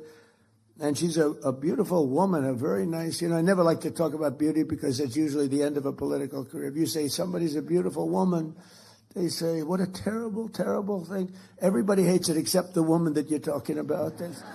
They love it. So I won't say she's a beautiful woman, but she's a fine woman. And she is. And she's got this incredible, beautiful voice, elegant voice. She was a ballet dancer. She's got this beautiful voice, and she goes, President, no, President, tell me, you're only kidding. You're not going to change the name of the Gulf of Mexico. Yes, I am. I'm sorry. No, please.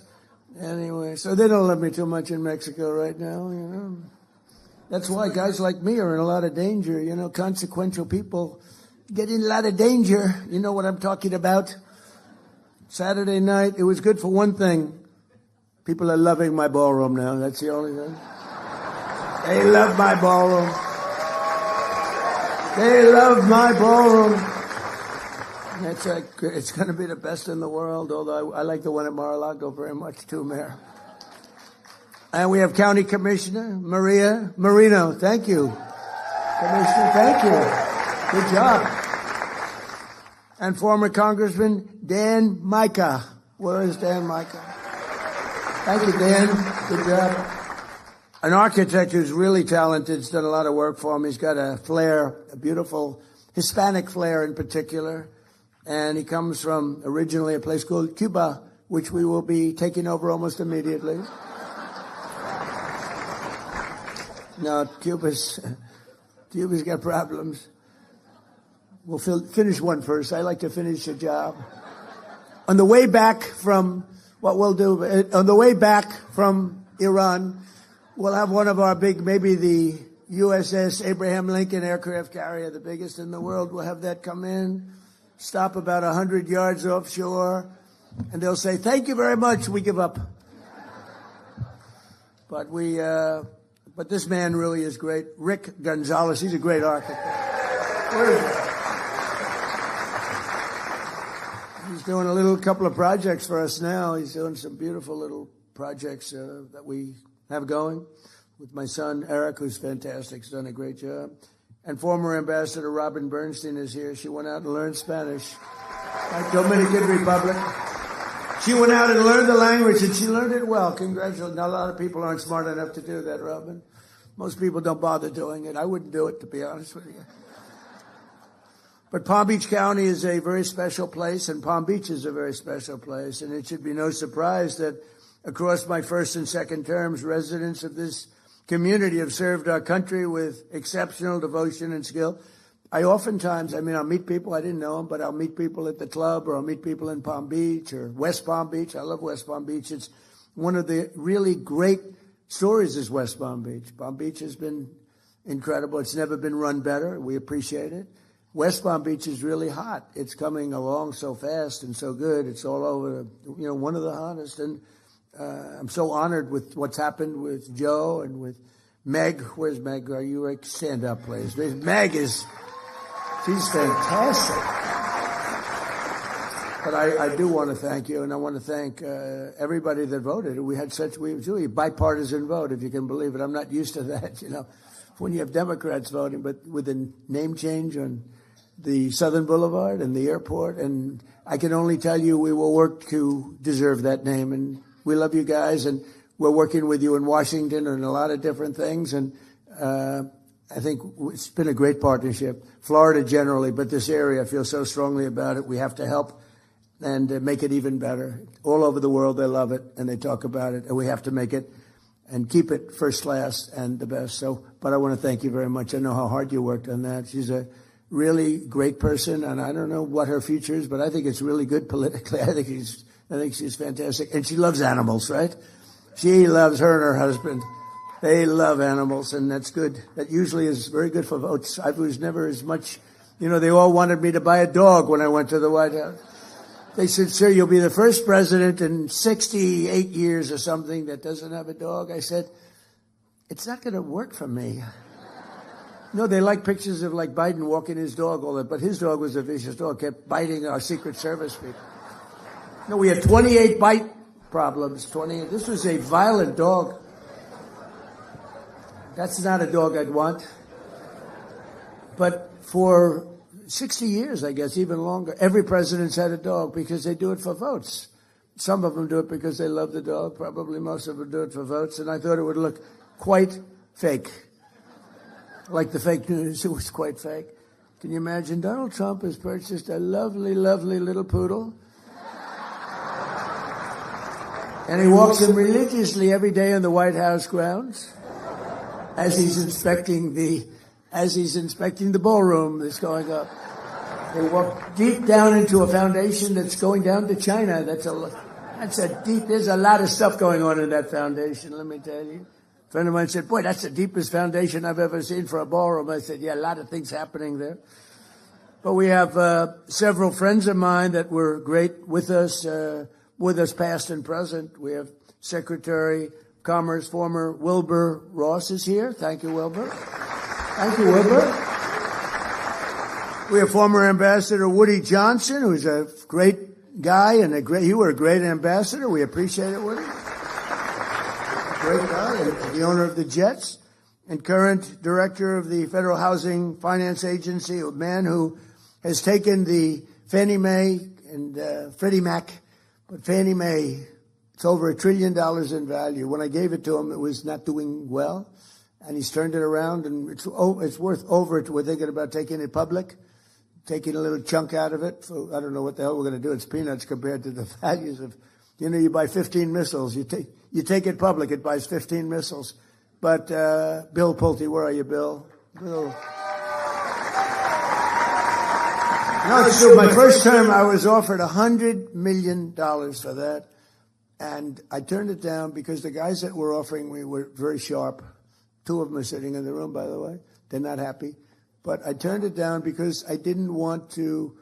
Did you ever hear of schmuck insurance, right? I didn't want to be a schmuck. I didn't want to have them flip it for $500 million in 2 weeks, which is always a possibility. It's always a little scary, especially in the world of politics. I was with a bank, a very good bank, a very hot banker who's going to the head of one of the biggest banks in the world. And he was also in charge of real estate for the bank. And they had a corner building on 57th and 5th Avenue in New York. And he wanted to sell it. And he made a deal, quick deal, nobody even knew about it. It was quick. And he sold it for $25 million. And the person that bought it flipped it the following week for $97 million. And that was the end of his job. That was the end of his rise to the chairman of the bank. So I don't want to be in that category. But we kept it. I put Bill Pulte in charge, and I think it's worth over $1 trillion now, right? So we kept it, and we didn't sell it, and that's good. That's good. But not only have we lovingly restored they call it the crown jewel of Palm Beach, Mar-a-Lago, but we turned it into what everybody acknowledges. It's the hottest club anywhere in the world. I mean, I hate to say it about my club, but it is truly everybody that's been there. It's the hottest club anywhere in the world.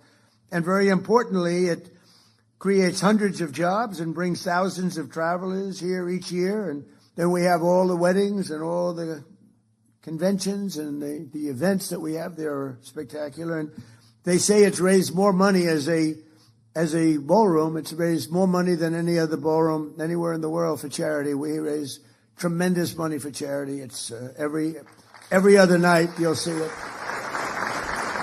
They raise it for incredible things. And just as Marjorie Meriwether Post, who, with her husband, E.F. Hutton, that was a power couple. E.F. Hutton, remember? E.F. Hutton talks, everyone listens, right? He was the #1 guy. He's like some of the guys in this room was a long time ago. This was in the early 1920s, roaring 20s, but Marjorie Meriwether Post was married to E.F. Hutton. She was the richest woman in the world, and they wanted to build something incredible, and they envisioned everything, and they bought the lot in South Florida. She bought it because that's where the great reef, if you look at, the maps, you have a great stone. It's a source of unbelievably powerful stone. It's a stone jetty, and it ends right there. She bought it there because there wouldn't be any settlement when you built the house on that settlement. It ends right in the backyard, actually, and it's really pretty amazing. Her she envisioned something really great, and she built Mar-a-Lago along with E.F. Hutton. And at the time, and then you had the Depression, but she wasn't affected by the Depression, and she actually built other sections onto it because she wanted to give people jobs. She did a fantastic job. And she always wanted that to be the Southern White House. And in fact, when she died, she left it to the White House Historical Society. And the late, great Jimmy Carter decided that Mar-a-Lago was too expensive for the United States. So fortunately for me, he gave it back to the Historical Society, and I bought it. And we spent a lot of money and made it great. I lived there for a while. Then I said, this is a very big house to live in. And, you know, we had kids, and you have the kids running around the house. You can't find your kids ever. Where are they? Where are they? Which floor are they on?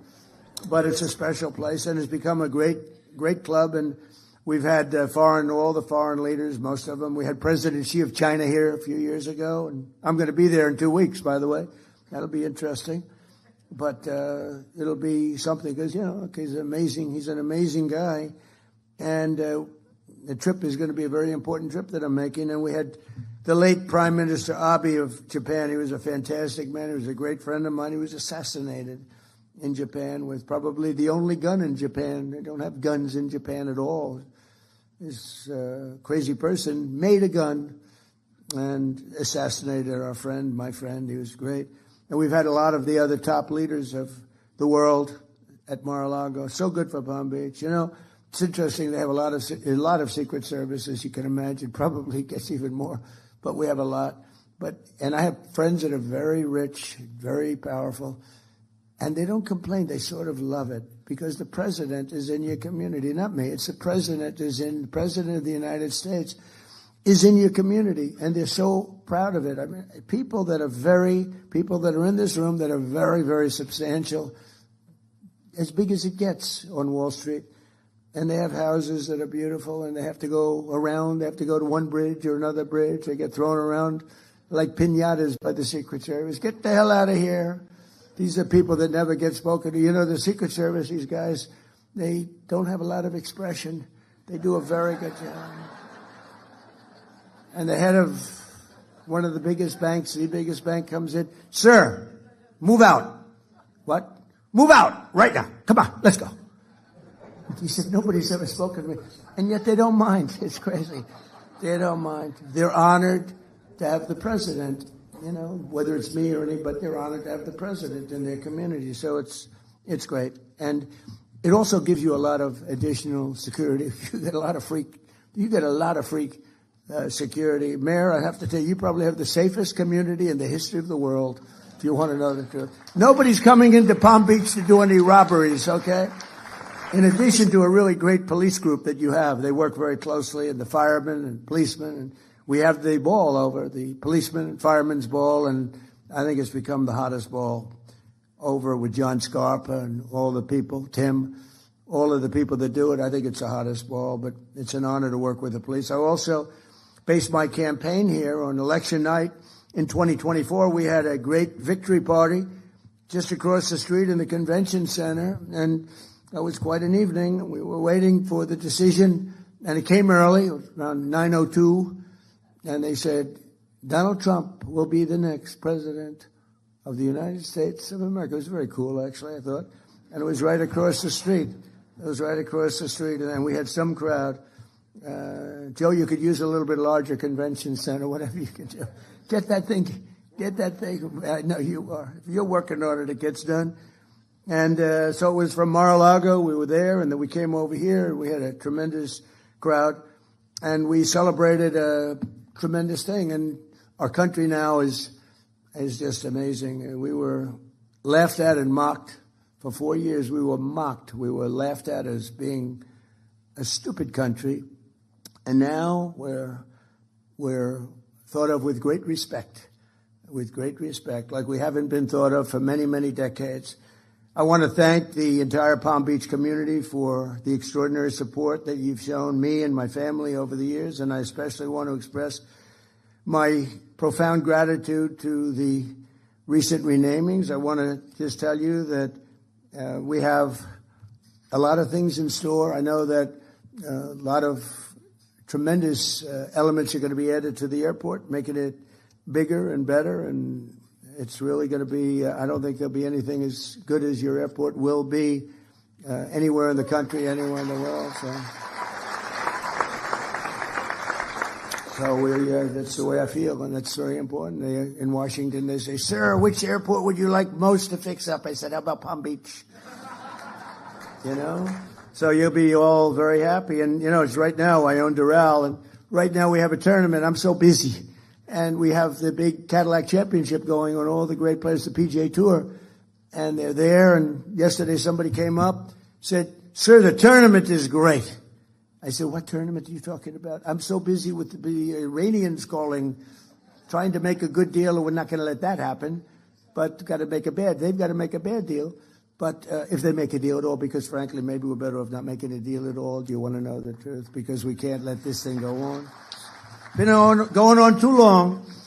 But under the leadership of Secretary of State Marco Rubio, a person from Florida, right?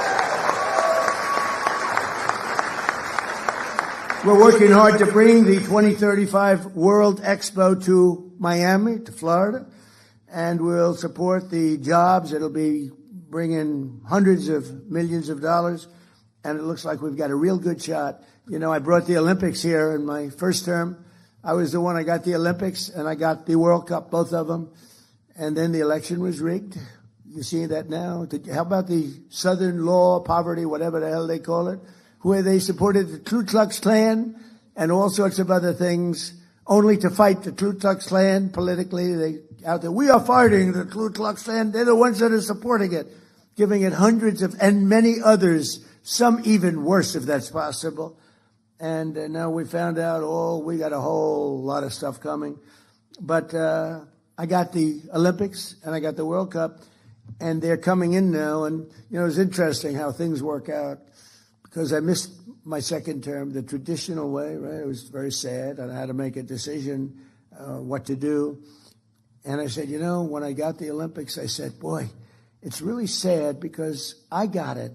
Nobody else, I got it. And I was dealing with those guys politically, and they said, "Sir, we're going to choose the United States of America." I said, "Wow, that's great." It was the Olympics. Then the World Cup. Johnny Infantino, who's the head of it, he's a friend of mine. I said, "Johnny, you got to give us the World Cup." And he gave it to us. The problem was it wasn't in the next 4 years. It was in 6 years and 7 years, so I wouldn't be president. I said, I got the Olympics, I got the World Cup, and I won't be president. And then all of a sudden I realized I am going to be president during the Olympics and the World Cup. It's amazing. And, it's very interesting, though. I tried taking the third because we also have the 250th year. This is a great term when you think of it, with all the things we've done. And on top of that, and then we did the great big beautiful bill with no tax on tips, no tax on Social Security, no tax on overtime, all sorts of things. It's turning out to be very popular. People are now understanding it. But when I got these, I said, 250 years, okay, I got the Olympics, I got the World Cup. Maybe I can also claim the 250-year thing that I got that too. So I tried. I said, I also got 250 years. And they said, "Sir, you didn't get 200 with 250. Okay, well, I gave up. So I gave up on that one. But we're having an unbelievable celebration. And in fact, on June 14th, not so far away, the UFC is going to have, I think it's the most exciting. I've been involved in a lot of events. I've given it a lot of tickets. I've sold a lot of tickets to things. I don't think I've ever had anything. This is going to be wild. We have a 5,000-seat arena being built right opposite the front door of the White House for the 250th. And that's going to be June 14th, which is my birthday, which is absolutely, Flag Day. Flag Day. But and that's a coincidence. It is not, I didn't do that. It just worked out that way. It is actually true, I swear. I did not do it. It worked out that way. But it's June 14th. At least it's easy to remember. And they're building, it's going to be a Sunday night, and it's going to be on CBS. And then they're having, that'll be a 5,000-seat like arena that's going to be sort of a one that they put up. UFC, Dana White, the great Dana White, he's fantastic. And then they're having anywhere from 75 to 100,000 people in the park. Right across from the White House is a beautiful circular park, ellipse. And that's going to be having thousands and thousands of people. and they have 8 massive screens being built, and people are going to be able. There's no charge to anybody. Everything's free, and it's going to be something really fantastic. The biggest problem I have is the 5,000-seater. I have everybody that wants tickets, but it's one of the hottest things. And then we have the IndyCar, as you know, they're doing a race. Roger Penske, and he said, I've come to Washington 142 times over the years trying to get an IndyCar race in Washington around the Capitol. He said, and I've never been able to do it. And then I gave it one last chance, and I saw my friend Donald Trump president, and in a half an hour I had the whole deal done. We made a deal. So they're going to be, it's a little bit like the airport, right? And in literally it's going to be great. In half an hour he got the deal done. He's so happy. Roger's incredible. He's won 20 Indianapolis 500s. I gave him the Presidential Medal of Freedom. I said, it's amazing.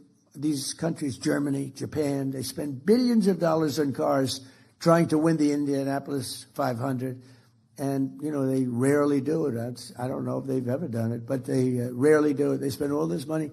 Roger Penske's won it 20 times. So needless to say, he's quite good in the automotive division. I mean, the guy is amazing. He's won 20 Indianapolis 500s. It's not even believable. So I gave him the award when he won his 18th. I said, Roger, I'm going to give you the Presidential Medal of Freedom. What you've done is amazing. And since then, he's won 2 more. I don't know what it is. It's crazy. But he's a fantastic guy. So we're going to have the Indy, which are the racing cars, the Formula One type car. And that's going to be something that everybody's looking for. We're providing $42 million of improvements in Florida railway safety. You know that. And $210 million to the state for rural health care. And we delivered more than $2 billion in federal funding for the Army Corps of Engineers to dramatically speed up the restoration of the Florida Everglades and Lake Okeechobee, which is now being done. Right?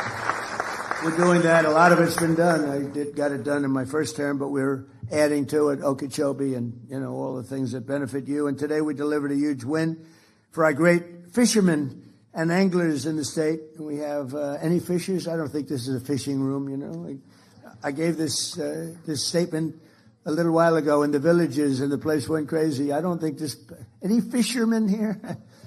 Well, that's not bad. Well, then you like this. That's better than I thought. But all state permits for the 2026 red snapper recreational season, as you know, was brutal with the federal government. You couldn't do anything. They let you catch a half a fish. If you caught 2 fish, they want to put you in jail, give you the electric chair. If you're lucky, you'll go to jail for the rest of your life instead of the chair. It was brutal. And so for years, our great fishermen have been punished in Florida and some other states with very short federal fishing seasons, like how about 2 hours. Go fishing. You go fishing for 2 hours, and then you have to pull it in and get the hell out of town, or they'll arrest you. But they gave you record short season, and I'm giving you unlimited seasons. The federal seasons, despite record fish populations, it's hard not to have a record fish population when nobody's been allowed to fish, essentially. And the states are begging to get these permits, and what we're doing is we're doing it. And the very incompetent Biden administration tried to shut down the oceans to our fishermen. And that, look, the ocean's a big place. It's a big place. But we love and respect our fishermen and all of those people that love that sport and love it. And so I'm very happy to announce that we just spoke with NOAA. That's your big group that does all of the work on regulation. And we're delivering to you all of the permits that you need for long-term fishing and lots of fishing. And enjoy the red snapper or whatever the hell you catch, because you're allowed to catch it now without going to jail for the rest of your life, okay? And with the support of many people in this room, a lot of them, we had the most successful first year of any administration in history, they say. Even the radical left Democrats are saying that. We took the most dangerous, unsafe, violent, and open border in the world. And anywhere in the world, there's no border like this. And created the most secure border in U.S. history with 0 illegal aliens entering our country in the last 11. Figure it. We went from 25 million people coming in to 0. And the people that make up that list are the Democrats. Nobody even tries to come in because the border is so tight right now that you just don't even try. It's amazing. And we had an open border that was allowing a terrible situation. We were allowing people in jail, people in mental institutions, drug dealers, murderers. 11,888 murderers coming into our country. Many of those people murdered more than one person. One murdered 7 people, and they're releasing them into our country. It's terrible. The murder rate in the United States is now the lowest it's been in 125 years. Can you believe that? That's sort of terrible to say in a way, because who wants to talk about murder? But we had a murder epidemic, and it's now the lowest since before my father was born, 125 years, 1900. And that's an amazing thing. And the crime rate in the capital, Washington, D.C., which was a disaster. When I came in, it was one of the more dangerous cities in the country. It's now the lowest, it's considered now one of the safest cities in the country, which it should be. We moved in the national guard. We took out over 5,000 hardened career criminals. Many of them came in during the open border of Joe Biden, and they made it just a horrible place. It was never that safe, believe it or not. It was, people were getting killed. But they were losing 3 people a week on average, murdered 3 people, 150 people a year. Kids would come in to see the Washington Monument or the Lincoln Memorial, and they'd go home in a casket. They'd call their parents and say, "I'm sorry, your son's been killed." And we moved some very strong people into the area. And in a period of a month, it was much better. 2 months, it was better yet. And now it's considered a very safe city. Restaurants which were closing all over town. They were even dangerous if you got there. They'd rob the interior of the restaurant. They'd go and raise your hands, give you money. It was terrible.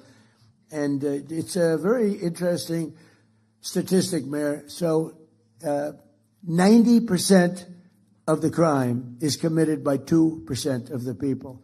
And that's really good, because that means you can solve the problem. If it was 25% of the people, that's a tough thing. 2% of the people commit 92% actually of the crime. It's incredible. It's great because you get rid of them and you don't have it. We took out over 5,000 hardened career criminals, numerous murderers, and they're gone. They're back in their countries or they're in jails. We've secured the largest reduction in drug prices in American history. Under my most favored nation agreements, we're delivering your record-setting discounts with price differences of 400, 500, and even 600% lower. And what that is most favored nation. We were the highest priced drug nation anywhere, prescription drugs anywhere in the world, by far the highest. A drug that would sell for, like the fat drug, my friend became a very famous, he's begging me not to announce his name, but I use him as an example. He's very smart, very fat. And he was in London, and he called it the fat. I said, I get one of those fat shots. And I said, it's not working. He's become very famous because he's really the one that got me onto this. It was like crazy. He said, in London, I buy it for $87. In New York, it's $1,300. The same exact. And he's very smart, very rich, actually. Highly neurotic. He's a neurotic guy. Highly neurotic. Most neurotic people, they're either really wealthy or they fail badly. You want controlled neuroses. His is not controlled, but he's smart. He checked out the company. He said it's the exact same drug from the exact same factory, made in the same plant. Everything was except the price. One was $87 in London, and one was $1,300 in New York. He said, what's going on? And actually, it had a little bit of an impact, and I went to the drug companies. I went all over. They've been looking at this for years, but there was no way you get the drug companies to do it. I got them to do it. I did a lot of bad things to them, but I got them. But they didn't care because they said there's no way to get the countries to do it. You had to have the country because in London, a pill that was selling for $10 would sell for $100 in the U.S. In Berlin, $5 compared to $87, $90, $95. A tremendous, sometimes 10 times, maybe more than that. So they said, you'll never get the country, sir, but we're with you. They didn't know this was going to happen. I said, I'll get the countries 100%. So I called up, you might have seen this. I mean, I've said it a couple of times. I called up the countries, and I got France. That's Emmanuel Macron. Beautiful accent. I said, Emmanuel, you're going to have to lower your drug prices in the United States because you're making it impossible for us. I mean, your prices are low and our prices are high, and you're going to have to, no, Donald, I will not do that. You see, because the world is bigger than the United States, it's really not as bad for them as it sounds. If they double their price, we can lower our price to them because of the size. It's a world situation. The whole world was ripping us off. We were paying 10 times more, 5 times more, crazy. And so I said, no, Emmanuel, you will do it 100%. No, I will not do it. So if he had a pill that sold for $10 and he had to sell it for $20, that's a big increase, right? But I said, it's not fair, Emmanuel, because we're not fair. You will do it, Emmanuel. You will do it. He said, no, I won't. I said, here's what I'm going to do, Emmanuel. If you don't do it, I'm going to put a 200% tariff on your wines and champagnes that you sell into the United States, and it's effective on Monday morning. Donald, like I said, I will do it. I'd be glad to. So I did that with all the countries, and every country agreed. I'll tell you who can't believe it, the drug companies. They said, what you did is impossible to do. But I do it. I do a lot of things that are impossible to do.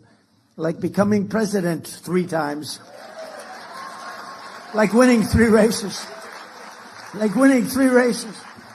Anyway, so we have the lowest prices anywhere in the world. We went from the highest price. It's a really big thing. And frankly, that should win us the midterm. But, the press hates to cover it. So, but people now know. So you can get drug prices. We go from the highest priced drugs in the world to the lowest. It's an amazing thing. And we have to go buy it, it's TrumpRx.gov, and that's been named by Bobby Kennedy and Dr. Oz. They're fantastic. They're doing a great job. I had nothing to do with that one, Joe. I had nothing to do with that one. And I had not much to do with the airport. That was Meg and you and everybody else, I tell you. It's not nice when you call up and say, hey, would you name an airport after me? They approached me with the road first and then the airport, and it's just a great honor. But the TrumpGov.com is setting every record in the book, and they're buying things for a fraction of the price. And today I'm thrilled to announce that starting on July 1st, we'll provide Medicare patients with coverage for weight loss drugs like Ozempic, Zepbound, Wegovy. It will be available for, listen to this, $50 a month. And we're cutting, as you know, and as you, I hope, know, we cut the insulin price down to $25 a month, which was, in many cases, it was $1,000. And I don't know if it affects the people here, but, it was thousands of dollars, and now it's down to $25. We got it down. I did that really in my first term. It was terrible because I did it in the 3rd year of my first term. I got it down to $25. And then they told me, sir, it will take statutorily, it'll take 2 years, one of those deals, it'll take 2 years before it can go to that price. I said, I better win the election. If somebody else wins the election, they're going to take credit for the insulin. And lo and behold, we had some problems with the election, a disgraceful thing. And I saw Biden up there. We have a $25 insulin. I said, I did that. Can you believe it? I was seething. I was not a happy person. In fact, I said, I think we're going to have to run to set the record straight.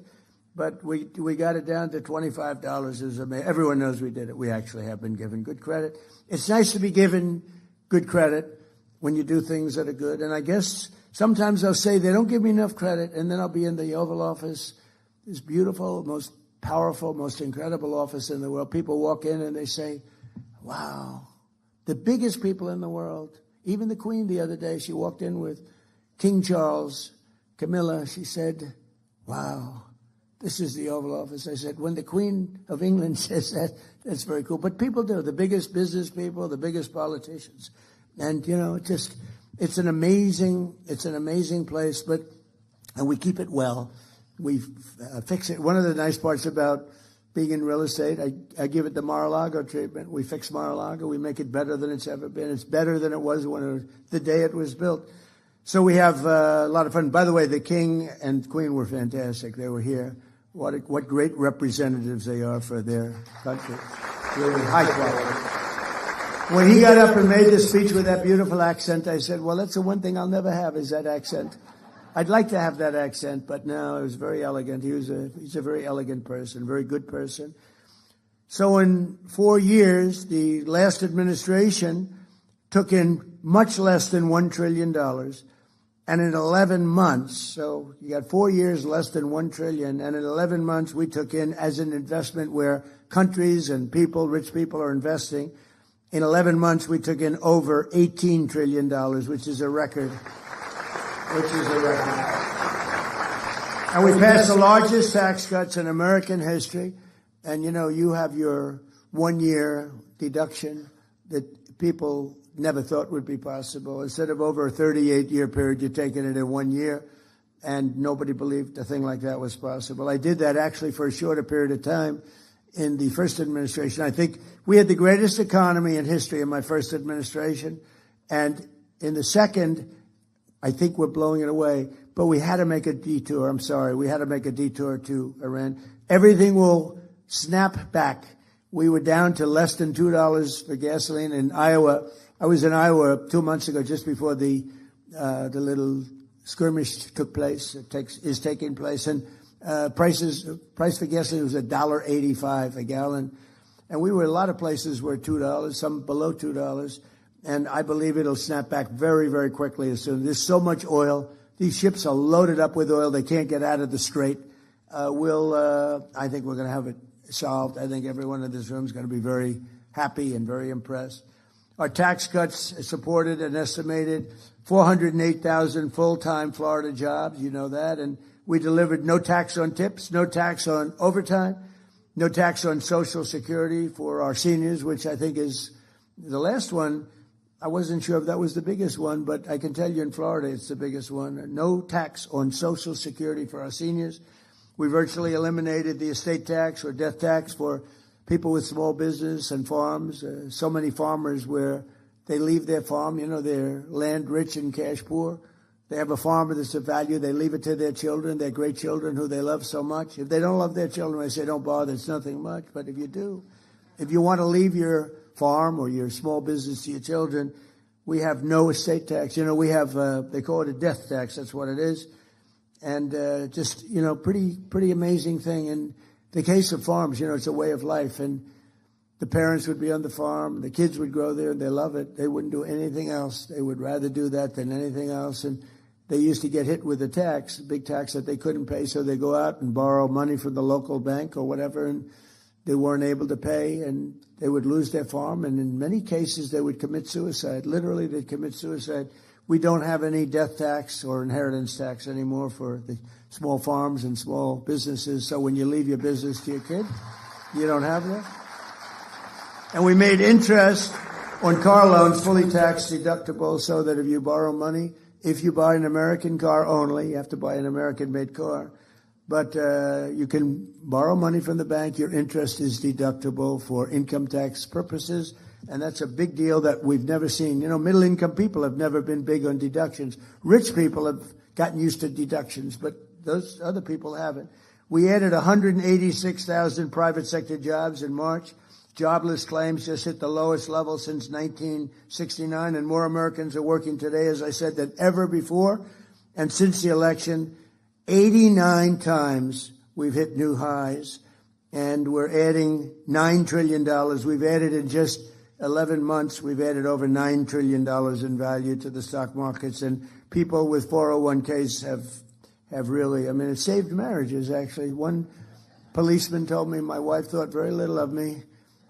She felt I wasn't a man because I was a bad investor with my 401k. I had nothing I could do about it. It was under the Biden administration. And now she thinks that I'm Warren Buffett. She said, my husband's the most incredible investor I've ever seen, and all I do is just look at the numbers every month. So it's amazing. The 401ks are incredible. Core inflation has dropped to a 5-year low, with the exception of oil prices, which is just, you know, I think most of the people in this room understand that. As soon as it's over, it's going to drop like a rock. I think it goes below where it was because there's so much oil. It's not like it would be a problem if there wasn't a lot. There's so much oil out there. But core inflation has dropped. Grocery prices are down. Used car prices are down. Rent is down. The only thing that is up is the gasoline, and that's coming down. But, with all of this, and I say it again, we had to do this little excursion, because if we didn't, if they had a nuclear weapon, this world would be, it would be a horror. It would be a world that would live in fear. And it should have been done for 47 years by other presidents and other countries, frankly, but it wasn't. They were all afraid of Iran. It's very strong, was a very strong country. We've blown the hell out of them, if you want to know the truth. But we've leashed American energy with that simple policy of drill, baby drill. And I'll tell you, we're producing more oil and gas now than we ever have at any time. And we're investing over $1.5 trillion next year in the military. And we have the strongest, the greatest military by far anywhere in the world, stronger than any other country by far. And thanks to our warriors and their allies, the Israeli Defense Forces today, the Iranian regime has none of those things that we talked about: Navy, Air Force, anti-aircraft capacity, no radar. And again, dozens of their leaders are no longer with us. They're elsewhere. Most importantly, though, thanks to our blockade. The blockade has been unbelievable. They're unable to export any energy, and they're crumbling as an economy. But I just want to say that we have now a great country that's respected again. We're a country that is winning like it's never won before, and we're going to keep it going. And I just want to thank all of the people from this area of the world. It's a great area of the world with great leaders and people, and it's people that I have a lot of respect for. But it's an area of the world that everyone's talking about, and it's an honor to be a member of this group of people, very distinguished, such distinguished people. I mean, I'm seeing so many people, the people that you read about, the people that you look up to, and they happen to be here. Speaking in front of you with Harvey, my lawyer, the lawyer. If he ever loses a case, I'll fire him so fast.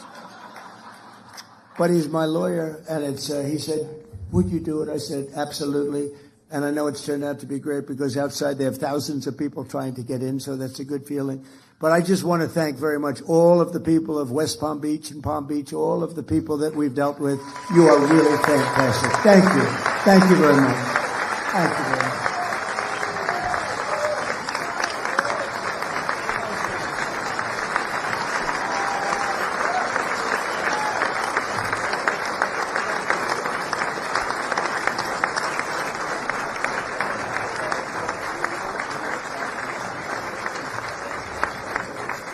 Mr. President, if you would stay with us a few more moments, we appreciate your time.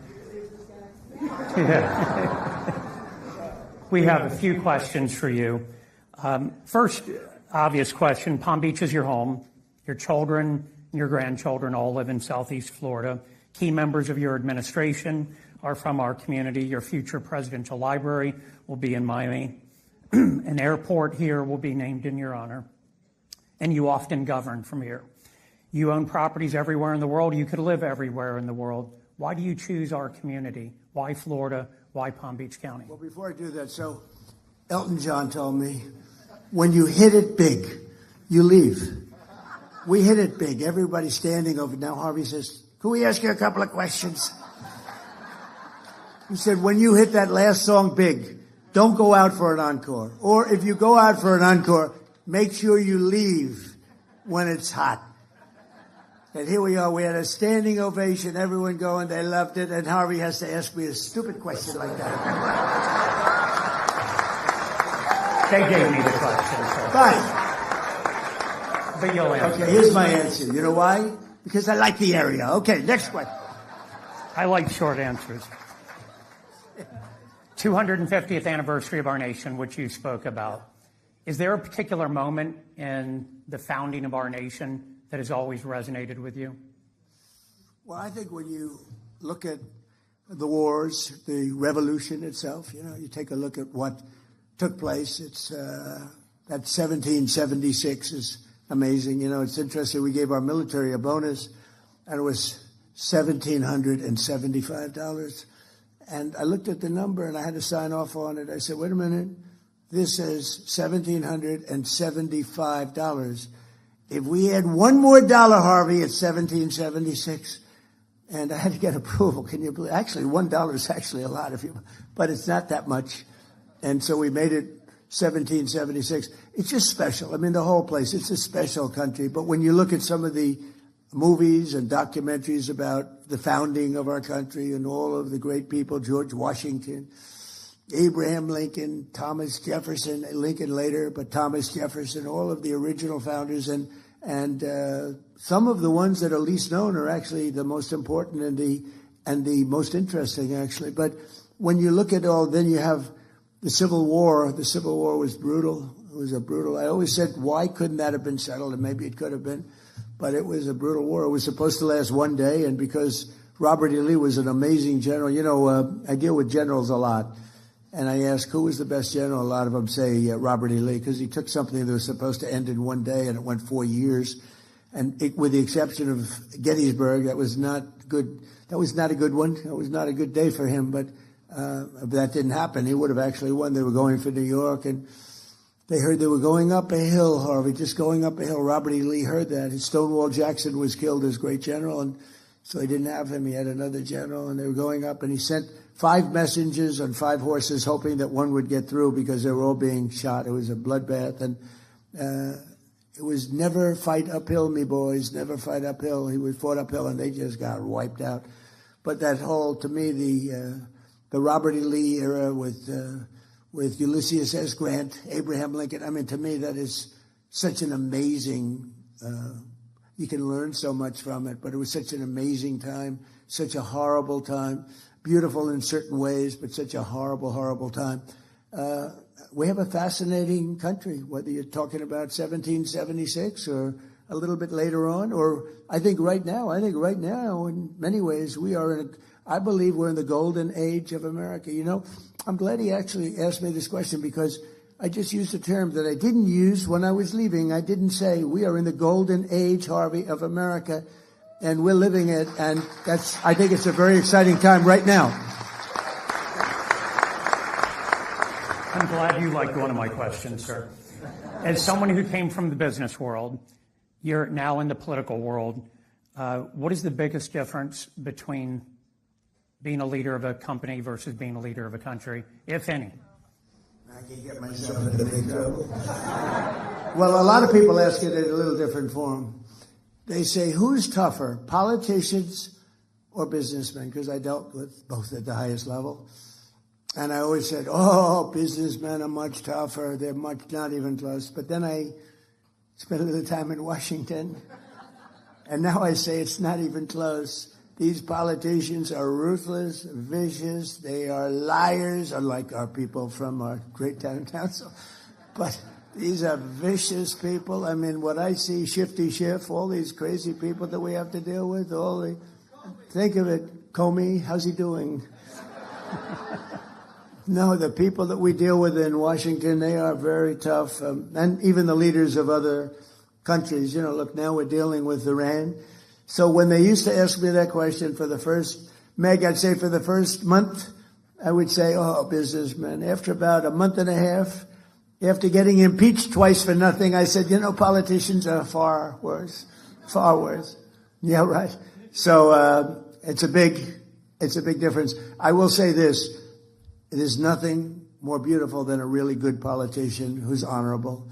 There's nothing more beautiful than an honorable prosecutor. You know, you have some of these prosecutors, they're dirty cops, and you have others that are very fair. And I think the world of the prosecutors is a very important world. You have to have fair prosecutors, and some of them aren't fair. I mean, I was a part of it, and I was able to beat a system that was brutal. A lot of people didn't think it was doable, and we did. But having because it's a very important position, the prosecutors are very powerful, and they can destroy people unfairly, and they can also do a good job. But having smart and fair prosecutors is a very important part of the world in which we live. I think that makes sense, but I feel very strongly about that, yeah. Last question.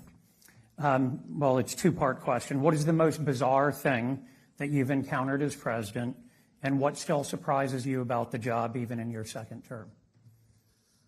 If I told him what was the most bizarre thing, I'd have to probably resign in about 3 minutes as I walked off the stage. You think I'm getting there? I'm not. But the one thing so I won't respond to that question. But you would be very interested. But I just think that it's a great honor to be doing what I'm doing. And, you know, you have everybody watching, everybody looking, everybody second guessing. Some are very fair and very, you know, good, and you learn from them and you take what they suggest or what they're complaining about in some cases if they're fair, and others, no matter what you do, you know, it's like you can have a baseball team and win 21-0, and they'll say you should have won 25-0, right? Because we've done really a job. We're being credited of having the best first year of a term of any president. I think it is. I mean, when you look at all the regulation cuts, all of the tax cuts, all of the law and order things, I mean, the border as an example. We settled 8 wars, and nobody settled 8 wars. In fact, the woman that won, a very nice woman, Maria, she won the Nobel Peace Prize, and she said, what?